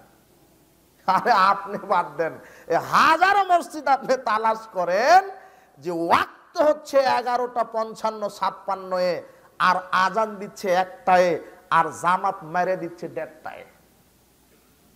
বুঝেননি মনে হয়? ওরা হচ্ছে রাসূল সাল্লাল্লাহু আলাইহি ওয়াসাল্লামের নীতিতে সালাত আদায় করছে না, ওরা হলো মসজিদ কমিটির নীতিতে সালাত আদায় করছে। মনে করেছে যে শরীয়ত বাপ দাদার পৈতৃক সম্পত্তি, যেভাবে চালাবো সেভাবে চলবে। জি না, 11:56 ওয়াক্ত হয়েছে, আজান 11:56 হতে হবে। আধা ঘন্টা সর্বোচ্চ সময় থাকবে। যারা চাকরিতে আছে আধা ঘন্টার জন্য ছুটি নেবেন। যারা ব্যবসা প্রতিষ্ঠানে ব্যবসা করছেন আধা ঘন্টার জন্য ব্যবসা প্রতিষ্ঠান বন্ধ থাকবে। যারা কৃষিকাজে ব্যস্ত আছেন আধা ঘন্টার জন্য কৃষিকাজ বন্ধ থাকবে। যেই নারী ঘর ঝাড়ু দিচ্ছিলেন ওয়াক্ত হয়ে গেছে, ঘর ঝাড়ু দেওয়া বন্ধ করবেন। যেই নারী তরকারি ভাত রান্না করছিল ওয়াক্ত হয়ে গেছে, ভাত রান্না বন্ধ করবেন। যেই নারী লেপন পোষণ করছিল ওয়াক্ত হয়ে গেছে, সংসারে কাজ বন্ধ করবেন।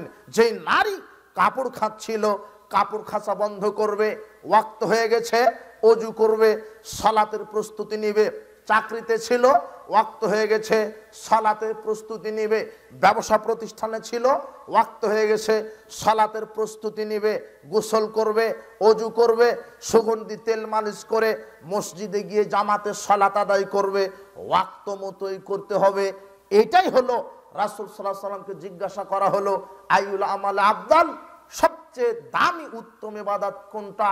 রাসূল সাল্লাল্লাহু আলাইহি ওয়াসাল্লাম বলছেন সালাতু ফি আউয়ালি ওয়াক্তিহা, সালাতকে ওয়াক্ত মতো আদায় করা। কিন্তু ওয়াক্ত হয়ে যাচ্ছে 11:56 আর আপনি জামাত মেরে দিচ্ছেন 2টা-2:30টায়। কয় ঘন্টা পর? আর 12টায় ধরেন, যারা 2টার সময়, ও চাকরিজীবীও মনে করছে যে 2টার সময়, তাহলে 12টায় ওয়াক্ত হলো আর 2টায় জামাত করলো, কয় ঘন্টা পর? 2 ঘন্টা। যারা 1:30টায় করছে তারা কয় ঘন্টা পর? 1.5 ঘন্টা। এই 1.5 ঘন্টা 2 ঘন্টার মধ্যে যদি ও মারা যায় তাহলে আল্লাহর খাতাতেও বেনামাজি হয়ে মারা যাবে। এখন আপনি বলবেন যে আপনি যে বললেন 12টায় আজান, 12:30টায় জামাত, আধা ঘন্টা ও প্রস্তুতি নিবে, তো ও আধা ঘন্টার মধ্যে মারা যেতে পারে না? আপনার তো অনেক বুদ্ধি, তাই তো নাকি? আধা ঘন্টার মধ্যে মারা যেতে পারে না? পারে। 1 সেকেন্ডের মধ্যে মারা যেতে পারে। জি, রাসূল সাল্লাল্লাহু আলাইহি ওয়াসাল্লাম বলছেন ওয়ান্তিজারুস সালাতে বাদাস সালাত, এক সালাত, এক ওয়াক্ত সালাত আদায়ের পরে আরেক ওয়াক্তের সালাতের জন্য যারা প্রস্তুতি গ্রহণ করে, কাযালিকুমুর রিবাত, কাযালিকুমুর রিবাত, কাযালিকুমুর রিবাত, এটাই হলো প্রস্তুতি, এটাই হলো প্রস্তুতি। যারা ওয়াক্ত হওয়ার পরে জামাতের জন্য প্রস্তুতি নিতে থাকে তারা সালাতের মধ্যেই থাকে। এখন যারা 12টায় ওয়াক্ত হলো 2টায় জামাত করবে, বলেন তো এরা সালাতের প্রস্তুতি নিচ্ছে না ব্যবসায় লাগাতে আছে, না চাকরি করতে আছে? বুঝেননি মনে হয়? আর যারা ওয়াক্ত মতো আউয়াল ওয়াক্তে সালাত আদায় করতে চায় তারা ওয়াক্ত হওয়ার সাথে সাথে, যে কৃষক সে গোসলে নেমে গেছে, তাইনি? তার মানে এখন সে সালাতের প্রস্তুতি নিচ্ছে। গোসল শেষে অজু, সরিষার তেল, সুগন্ধি মেখে, সুন্দর পোশাক পরে, এগুলি কি প্রস্তুতি না? রাসূল সাল্লাল্লাহু আলাইহি ওয়াসাল্লাম বলছেন কাযালিকুমুর রিবাত, এ হলো প্রস্তুতির মধ্যে নয়। অথচ ওয়াক্ত হচ্ছে 3টে। এখন এই গাজীপুরে কয়টায়? 3টায়, আর সালাত আদায় করছে কয়টায়?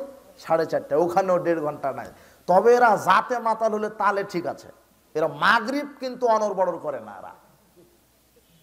এরা মাগরিবও আজান দিয়ে 1.5 ঘন্টা পরে পড় নাকি, এইটা আর করবে না।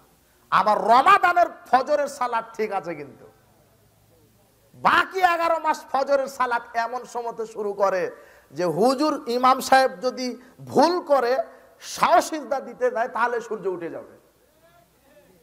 বুঝেননি মনে হয়? আর আয়েশা রাদিয়াল্লাহু তাআলা আনহা বলছেন, আমরা সালাত আদায় ফজরের করে মসজিদ থেকে বের হয়ে আমাদের আঙ্গুলটা এইভাবে চোখের সামনে নিয়ে আসতাম, কিন্তু অন্ধকারে আমাদের নিজের আঙ্গুল আমরা নিজেরাই দেখতে পেতাম না। আমরা সালাত আদায় করে বের হতাম ফজরের, আমাদের পাশ দিয়ে একটা মহিলা চলে যেত চাদর গায়ে দিয়ে, কিন্তু আমরা বুঝতে পারতাম না ওটা কে গেল। বুঝেননি মনে হয়? আর এখন 2 কিলোমিটার দূর থেকে গরুর গাড়ি গেলেও ফজরের সালাম ফিরিয়ে দেখা যায় যে গরুর গাড়ি গেল। বুঝেননি মনে হয়? জি না, আপনাকে ওয়াক্ত মতো সালাত আদায় করতে হবে। ফাওয়াইলুল লিল মুসাল্লিন, দুর্ভোগ ওই সালাত আদায়কারীর জন্য যারা সালাত থেকে উদাসীন। এই জন্য প্রত্যেককে আউয়াল ওয়াক্তে সালাত আদায় করতে হবে। শোনেন, সিয়াম পালন করলে জান্নাত হয়, কিন্তু আল্লাহর ওয়াদা নেই। যাকাত দিলে জান্নাত হয়, কিন্তু আল্লাহ ওয়াদা করেননি। হজ পালন করলে জান্নাতে যাওয়া যায়, কিন্তু আল্লাহর ওয়াদা নাই। পৃথিবীতে কোনো আমলের ওয়াদা নেই যে জান্নাত দিবেন আল্লাহ, তবে 5 ওয়াক্ত সালাত ব্যতিক্রম ইবাদত। আবু কাতাদা রাদিয়াল্লাহু আনহু বলেন, রাসূল সাল্লাল্লাহু আলাইহি ওয়াসাল্লাম বলেছেন, আল্লাহ সুবহানাহু ওয়া তাআলা বললেন, ইয়া মুহাম্মদ ইন্নী ফারাজতু আলা উম্মতি 5 সালাওয়াত, হে মুহাম্মদ আমি তোমার উম্মতের উপরে 5 ওয়াক্ত সালাত ফরজ করেছি। ওয়াহিদতু ইনদি আহাদান, আর আমি আল্লাহ নিজের কাছে একটা ওয়াদা রেখে দিলাম, আন্নাহু মান জা ইউহাফিজ আলাইহিন্না লিওয়াক্তিহিন্না আদখালতুহুল জান্নাহ। যে কোনো মুসলিম নারী পুরুষ যদি আমার এই 5 ওয়াক্ত সালাতকে আউয়াল ওয়াক্ত মতো আদায় করে, আমি আল্লাহ ওয়াদা করলাম আমি তাকে জান্নাতে প্রবেশ করাবো। কোন ইবাদতে আল্লাহর ওয়াদা নাই, কিন্তু ওয়াক্ত মতো যে 5 ওয়াক্ত সালাত আদায় করবে তার ব্যাপারে আল্লাহর ওয়াদা কি, তাকে আল্লাহ জান্নাতে প্রবেশ করাবেই করাবেই, করিয়েই ছাড়বে। ওয়াক্ত মতোই সালাত আদায় করতে হবে। সালাতের পূর্ব শর্ত ওয়াক্ত, ওয়াক্তকে প্রাধান্য দিতে হবে। কিন্তু যারা 1:30টায় সালাত আদায় করছে, 4:30টায় আসরের সালাত আদায় করছে, এরা আউয়াল ওয়াক্ত থেকে সালাতকে মেরে ফেলেছে। মুহাম্মদ সাল্লাল্লাহু আলাইহি সাল্লাম খুব দূরদর্শী সম্পূর্ণ একজন নবী, একজন মানুষ। আবু জার গিফারিকে বলছেন, আবু জার কাইফা আনতা, তুমি তখন কি করবে? আবু জার কাইফা আনতা, তুমি তখন কি করবে? ইযা কানাত আলাইকা উমারাউ, যখন সমাজের নেতারা ইউআখিরুনাস সালাতা ওয়াক্তিহা আও ইমিতুনাস সালাতা ওয়াক্তিহা, যখন সমাজের নেতারা সালাতকে তার ওয়াক্ত থেকে মেরে ফেলবে। আবু জার, যখন সমাজের নেতারা সালাতকে তার ওয়াক্ত থেকে মেরে ফেলবে, ওয়াক্ত থেকে সরিয়ে নিয়ে গিয়ে পড়বে, তখন তুমি কি করবে? তখন আবু জার বলছেন, ফামাতা আমরুনি ইয়া রাসূলুল্লাহ, আপনিই বলেন আমি কি করব তখন? তখন রাসূল সাল্লাল্লাহু আলাইহি ওয়াসাল্লাম বলছেন, ফাসাল্লিস সালাতা লিওয়াক্তিহা, তুমি একাকী ওয়াক্ত মতো সালাত আদায় করে নাও। বুঝেননি মনে হয়? হাদিস মুসলিম 1497 নম্বর হাদিস। যারা ওয়াক্ত থেকে সালাত মেরে ফেলেছে, আপনাকে একাকী হলেও ওয়াক্ত মতোই পড়তে হবে। বুঝেননি কথা? ওয়াক্ত হয়ে গেছে 12:30টায়, আপনি একাকী হলেও পড়ে নেবেন। রাসূল সাল্লাল্লাহু আলাইহি ওয়াসাল্লাম বলছেন, ওয়াক্ত মতো সালাত আদায় করা ফরজ। ফাইন আদরাকতাহা মাহুম ফাসাল্লি, পরে তুমি সময় পেলে তাদের সাথে জামাতে শরীক হও। ফাইন্নাহা লাকা নাফিলাতুন, পরে ওদের সাথে সালাত আদায় করলে ওটা তোমার জন্য হবে নফল। কি? ওয়াক্ত মতোই সালাত আদায় করতে হবে, একাকী হলেও। এখন আপনার প্রশ্ন যে আযানের আগে কিভাবে সালাত আদায় করা যাবে, তাই না?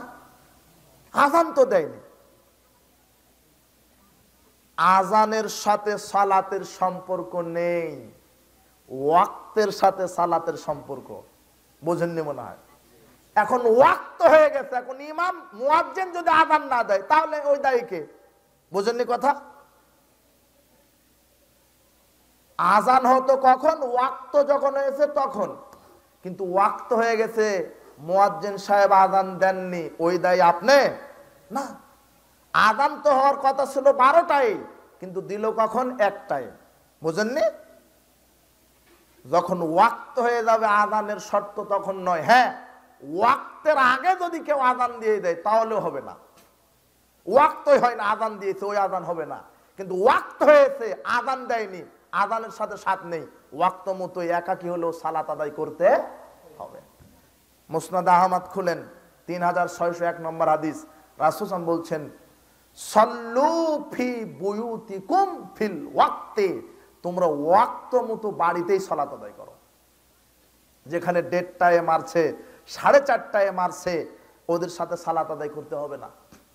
বাড়িতে একাকী হলেও সালাত আদায় করবেন। কোথায়? ওয়াক্ত মতো। কোথায় আদায় করবেন? বাড়িতেই। কিন্তু যেই মসজিদে আউয়াল ওয়াক্তে জামাত হয়, এই জামাতে হাজির হওয়া ফরজ। আবার যেন সুযোগ নেন না যে বাড়িতে সালাত আদায় করব। জি না, যেই মসজিদে ওয়াক্ত মতো সালাত হচ্ছে, আউয়াল ওয়াক্তে 12:30টায় যেই মসজিদে সালাত হচ্ছে, ওই জামাতে অ্যাটেন্ড হওয়া ফরজ।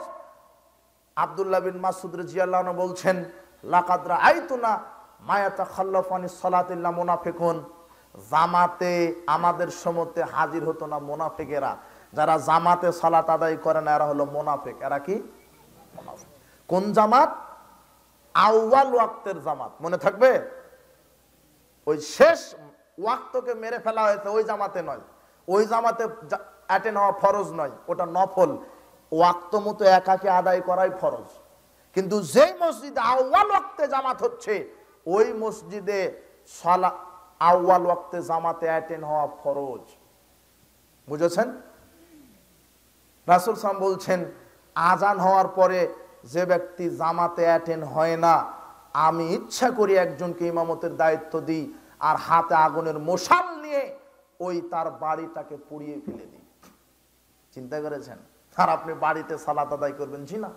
যেই মসজিদে আউয়াল ওয়াক্তে সালাত হচ্ছে, এই মসজিদে আপনি জামাতে সালাত আদায় করবেন। রাসূল সাল্লাল্লাহু আলাইহি ওয়াসাল্লাম বলছেন, সালাতু রাজুল ফিল জামাত তাজিদু আলা সালাতি ওয়াহদাহু 27 দারাজাতান। কেউ যদি জামাতে সালাত আদায় করে, আল্লাহ তাকে নেকি দিবেন 27 গুণ বেশি নেকি। এই জন্য জামাতে সালাত আদায় করবেন। আবার বলছি, কোন জামাত? 1:30টার জামাত, তাই না? 4:30টার জামাত, আউয়াল ওয়াক্তের জামাত। আল্লাহ আমাদেরকে আউয়াল ওয়াক্তে 5 ওয়াক্ত সালাত হেফাজত করার তৌফিক দান করুন। সালাতের 7 নম্বর পূর্ব শর্ত, ওযু, গোসল, তায়াম্মুমের মাধ্যমে পবিত্রতা অর্জন করা। আল্লাহ সুবহানাহু ওয়া তাআলা বলছেন, ইয়া আইয়ুহাল্লাযীনা আমানু ইযা কুমতুম ইলাস সালাতে ফাগসিলু উজুহাকুম ওয়া আইদিয়াকুম ইলাল মারাফিকি ওয়ামসাহু বিরুসিকুম ওয়া আরজুলাকুম ইলাল কাবাইন। হে বিশ্বাসীগণ, যখন তোমরা সালাতে দাঁড়ানোর নিয়ত করছো, তার পূর্বে তোমরা ওযু করে নাও। 2 হাত কোণই পর্যন্ত ধৌত করো, মুখমণ্ডল ধৌত করো, মাথা মাসা করো, 2 পায়ের টাকনু পর্যন্ত ধৌত করো। 1 মিনিটে এই দিকে লক্ষ্য করেন। ওযুর পদ্ধতি, প্রথমে আপনি বিসমিল্লাহ বলবেন, এরপরে বসে, তারপরে ডান হাতে পানি নিয়ে 2 হাতের কবজি পর্যন্ত আপনি ভালোভাবে ধৌত করবেন। আঙুলগুলি ভালোভাবে খেলাল করবেন। কারো যদি আংটি থাকে, আংটির ভিতরে পানি পৌঁছে দিবেন। এরপরে ডান হাতের চুল্লুতে পানি নিয়ে অর্ধেক মুখে অর্ধেক নাকে, নাক ভালো করে পরিষ্কার করবেন। এরপরে ডান হাতে পানি নিয়ে সমস্ত মুখমণ্ডল ধৌত করবেন। কিভাবে? কপালের গোড়া থেকে নিয়ে 2 কানের লতি সহ থুতনির নিচ পর্যন্ত সমস্ত মুখমণ্ডল ভালোভাবে ধৌত করবেন। যাদের দাড়ি আছে, দাড়িগুলি খেলাল করবেন। মুখমণ্ডল দাড়ি খেলাল করার পরে আলাদাভাবে 1 চুল্লু পানি নিয়ে থুতনির নিচে দিবেন। এরপরে এই ডান হাতের কনুই পর্যন্ত ধৌত করবেন, তারপরে বাম হাতের কনুই পর্যন্ত ধৌত করবেন। এরপরে দুই হাতের আঙুলি ভিজিয়ে নিয়ে মাথা মাসা করবেন। মাথা মাসা কিভাবে? সামনে থেকে পিছনে, আবার পিছন থেকে সামনে। দেখেন, দুই হাতের তালু, দুই হাতের আঙুল ভিজিয়ে নিয়ে মাথা মাসা করবেন। নারী পুরুষের একই বিধান, একবার মাথা মাসা, তিনবার নয়। সামনে থেকে পিছন, পিছন থেকে আবার সামনে, একই সাথে দুই তর্জনী আঙুল দিয়ে কানের ভিতরের অংশ, বৃদ্ধাঙ্গুলি দিয়ে কানের বাহিরের অংশ। এই হয়ে গেল মাথা মাসা। ঘাড় মাসা করা বিদাত, কাবিরা গুনাহ, করলেই পাপ হবে। তারপরে ডান পায়ের টাকনু পর্যন্ত আঙুলগুলি ভালোভাবে খেলাল করবেন। বাম পায়ের টাকনু পর্যন্ত আঙুলগুলি ভালোভাবে খেলাল করবেন। অজুর অঙ্গগুলি একবার করে ধৌত করা ফরজ, দুইবার সর্বোচ্চ তিনবার ধৌত করা সুন্নাত। এইভাবে অজু শেষ করার পর আপনি বলবেন, রাসূল সাল্লাল্লাহু আলাইহি ওয়াসাল্লাম বলছেন, মান তাওয়াজ্জা ফাসানাল উযুয়া, যে ব্যক্তি অজু করলো, সুন্দরভাবে অজু করলো, সুম্মা ক্বাল, এরপরে এই দোয়া পাঠ করলো, আশহাদু আল্লা ইলাহা ইল্লাল্লাহু ওয়াহদাহু লা শারীকা লাহু ওয়া আশহাদু আন্না মুহাম্মাদান আবদুহু ওয়া রাসূলুহু, যে ব্যক্তি এই কালেমা শাহাদাত অজু করার পরে পাঠ করবে, ফতিহাত লাহু আবওয়াবিল জান্নাতি সামানিয়া, আল্লাহ ওই ব্যক্তির জন্য জান্নাতের 8টি দরজা খুলে দিবেন। ওই নারী পুরুষের জন্য জান্নাতের 8টি দরজা খোলা। ইয়াদখুলু মিনাই হাসা, যে কোনো দরজা দিয়ে সে প্রবেশ করতে পারবে জান্নাতে। তাহলে এটা হলো অজু। এরপরে কি বললাম? গোসল। পবিত্রতা অর্জনের মাধ্যম শরীয়তে 3টে, অজু, গোসল আর একটা কি? তায়াম্মুম। তাহলে অজু শিখলেন, এখন গোসল। গোসল দুই ধরনের, একটা ফরজ, একটা হলো মুস্তাহাব। মুস্তাহাব গোসল কি? করলে নেকি আছে, না করলে গুনাহ নাই। যেমন 2 ঈদের দিনে গোসল করলে নেকি, না করলে সমস্যা নেই। জুমার দিনের গোসল, মুর্দাকে দাফনকারীর গোসল, মুর্দাকে গোসলকারীর গোসল, হজ ওমরার ইহরাম বাঁধার পূর্বে গোসল, ইসলাম কবুলের পূর্বে গোসল, এগুলো হলো মুস্তাহাব। আর ফরজ গোসল কাকে বলে? এই যুবক শোনো, তোমার স্বপ্ন দোষ হয়েছে, তোমার উপরে গোসল ফরজ। এই যুবক শোনো, তুমি স্ত্রীর সাথে মিলিত হয়েছ, এখন তোমার গোসল ফরজ। এই মেয়ে শোনো, তোমার হায়েজ নেফাস হয়েছে, তোমার উপরে গোসল ফরজ। বুঝেননি মনে হয়? এখন আবার যদি আপনাকে দাঁড়িয়ে দিই যে বলো তো তুমি ফরজ গোসলের পদ্ধতি কি, তো তুমি কেন, তোমার দাদারই জানা নাই ফরজ গোসলের পদ্ধতি কি। মুফাসসির সাহেব 30 বছর ধরে তাফসীর করছে, এখনো জাতিকে ওযুই শিখাতে পারলো না মুফাসসির সাহেব। গোসল কিভাবে করা লাগে এটাই মুসলমানের জানা নাই। তার প্রমাণ এখনই দেখেন, আপনার এই গাজীপুর এলাকাতে কত তাফসীর মাহফিল হয়, হাজার হাজার লক্ষ লক্ষ জনতা আসে। আমার বিশ্বাস যে একজনকে ডাকিয়ে দিবেন 1 লক্ষ মুসলমানের মধ্যে, যে আপনি বলেন তো ফরজ গোসলের নিয়ম, যে না, হবে না। ও জানা না, ওকে জানানোই হয়নি। তো যে জানছে না ফরজ গোসলের নিয়ম, ব্যর্থতা ওর নয়, ব্যর্থতা আমাদের। বুঝেননি মনে হয়? আমি না বললে আপনি জানবেন কি করে? ফরজ গোসল বুঝেননি মনে হয়, মানে আপনি স্ত্রীর সাথে মিলিত হয়েছেন, গোসল কি হয়ে গেছে? ফরজ। এখন এই যুবক শোনো, তোমার দাদার বয়স 90 বছর, তোমার চাচা, বাপ চাচারা 10 জন, 10 সন্তানের জনক তোমার দাদা, এখনো তোমার দাদা ফরজ গোসলের বিধান জানা নাই। এর চাইতে লজ্জাকর কি হতে পারে? দেখেন তো ফরজ গোসলের বিধান। আরে মুহাম্মদ সাল্লাল্লাহু আলাইহি ওয়াসাল্লাম বলেছেন, সেটা জানা লাগবে না? ফরজ গোসলেরও একটা বিধান আছে। ওযুর যেমন একটা নিয়ম আছে, গোসলের তেমন কি আছে? নিয়ম আছে। দেখেন, ফরজ গোসলের নিয়ম, স্বপ্নদোষ হয়েছে গোসলখানায় চলে যাও, হায়েজ নেফাস হয়েছে গোসলখানায় যাও, স্ত্রী মিলন করেছো গোসলখানায় যাও, গিয়েই 2 হাত কবজি পর্যন্ত ভালোভাবে ধৌত করতে হবে। প্রথমেই 2 হাত কবজি পর্যন্ত ভালোভাবে ধৌত করতে হবে, এটা প্রথম কাজ। দ্বিতীয় কাজ, নাপাকি পরিষ্কার করতে হবে। লজ্জাস্থানে পানি ঢেলে নাপাকি ভালোভাবে লজ্জাস্থান পরিষ্কার করতে হবে, এটা দ্বিতীয় কাজ। তৃতীয় কাজ, সালাতের ওযুর মতো ওযু করতে হবে, সালাতের ওযুর মতো ওযু করতে হবে। চতুর্থ কাজ, মাথায় 3 বার পানি ঢেলে প্রত্যেক চুলের গোড়াতে পানি পৌঁছে দিতে হবে। মহিলাদের চুলের খোপা ছেড়ে দেওয়ার প্রয়োজন নাই, প্রত্যেক প্রত্যেকটা চুলের গোড়াতে পানি পৌঁছে দেওয়াই প্রয়োজন, বুঝেননি মনে হয়। চতুর্থ কাজ কি, মাথাতে 3 বার পানি ঢেলে দিতে হবে। 3 বার মাথাতে পানি ঢেলে আপনার প্রত্যেকটি চুলের গোড়ায় পানি পৌঁছে দিতে হবে, 4 নম্বর কাজ। 5 নম্বর কাজ, এবারে সর্বশরীর ধৌত করতে হবে। কয়টা নিয়ম হলো? 5টা। এটা জানা লাগবে না তোমার? তুমি তো মুসলিম। করোনা ভাইরাসের সময় নাস্তিকেরা বলছে যে 20 সেকেন্ড সাবান দিয়ে ধোয়া লাগবে। ওই নাস্তিক কিন্তু এর আগে 1 মাসও গোসল দেয়নি, বুঝেননি মনে হয়। ঠেলার নাম বাবাজি, আমাদের রাজশাহীতে বলে ঠেলার নাম কি?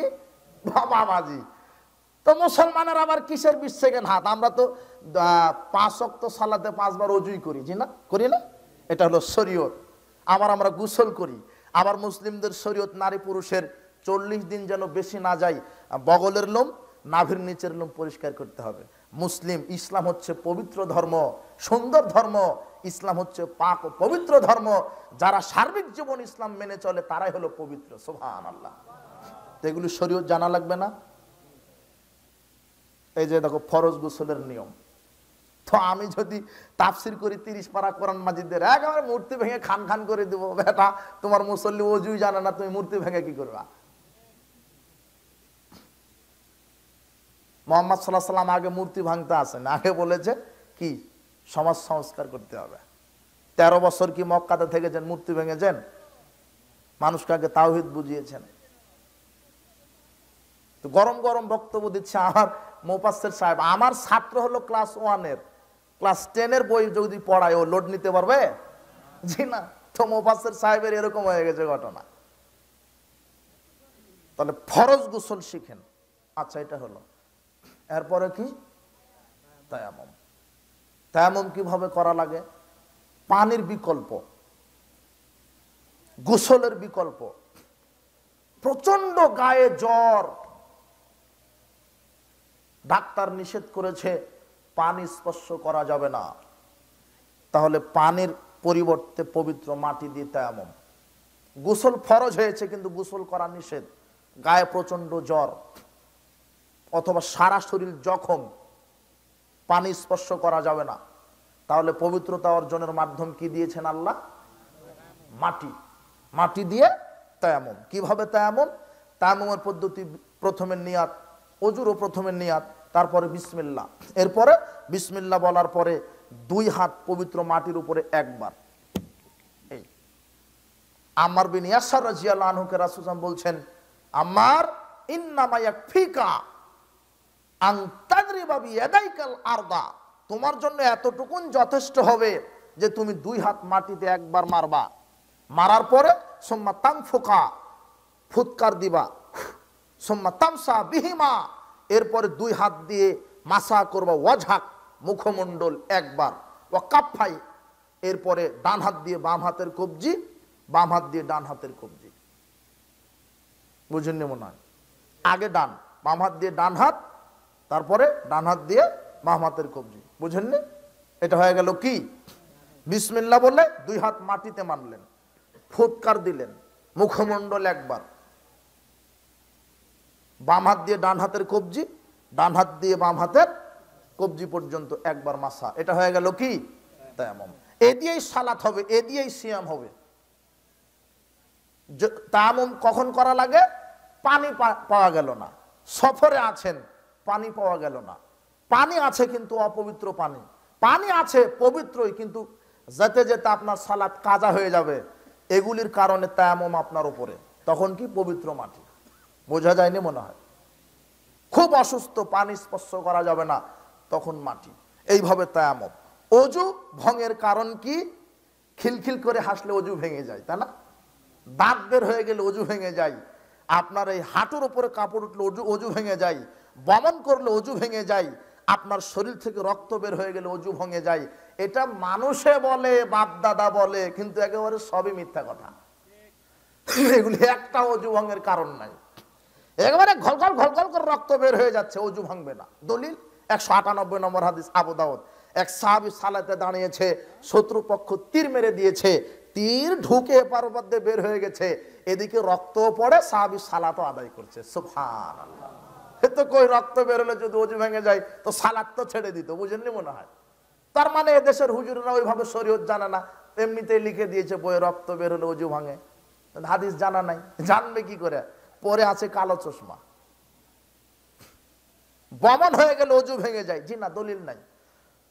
হাঁটুর উপরে কাপড় উঠে গেলে অজু ভেঙে যায়, জি না, এগুলি দলিল নাই। দাঁত বের হলে অজু ভাঙে, হাসলে অজু ভাঙে, এটি দলিল নাই। অজু ভঙ্গের কারণ চারটে। কয়টা? অজু বা তায়াম্মুম চারটে কারণে, পাঁচটি নয়, চারটে। এক, পেশাব পায়খানা রাস্তা দিয়ে কিছু বের হলে অজু ভাঙে। দুই, প্রচন্ড ঘুমের কারণে অজু ভাঙে। তিন, ওটের গোস্ত খেলে অজু ভেঙে যায়। কেন ভাঙে? মুহাম্মদ সাল্লাল্লাহু আলাইহি ওয়াসাল্লাম বলেছেন তাই, এর কোনো ব্যাখ্যা নাই, বুঝেননি মনে হয়। এটাই শরীয়ত। ওটার গোস্ত খেলে অজু ভাঙবে কেন? কি ব্যাপার?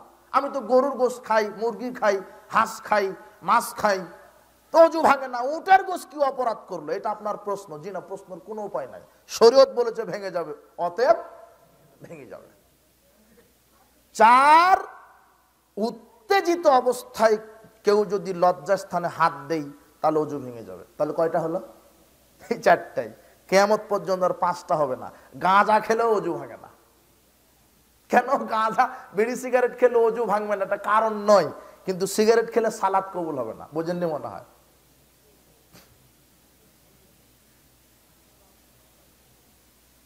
তাহলে অজু ভঙ্গের কারণ কয়টা? চারটে। অজু, গোসল, তায়াম্মুম কিছু তো শিখলেন নাকি? আচ্ছা, 8 নম্বর সালাতের পূর্ব শর্ত কি? কেবলামুখী হওয়া। 8 নম্বর কি? এখন আপনি এমন জায়গাতে গেছেন কেবলায় তালাশ করতে পারছেন না, তাহলে সালাত আদায় করবেন না? না, ফাইনামা তুয়াল্লু ফাসাম্মা ওয়াজহুল্লাহ। আল্লাহ বলছেন এখন তোমরা যেদিকেই মুখ ঘোরাও সেদিকে আল্লাহর চেহারা, সেদিকেই সালাত আদায় করো, আমি আল্লাহ পূর্ণ সালাত কবুল করে নেব।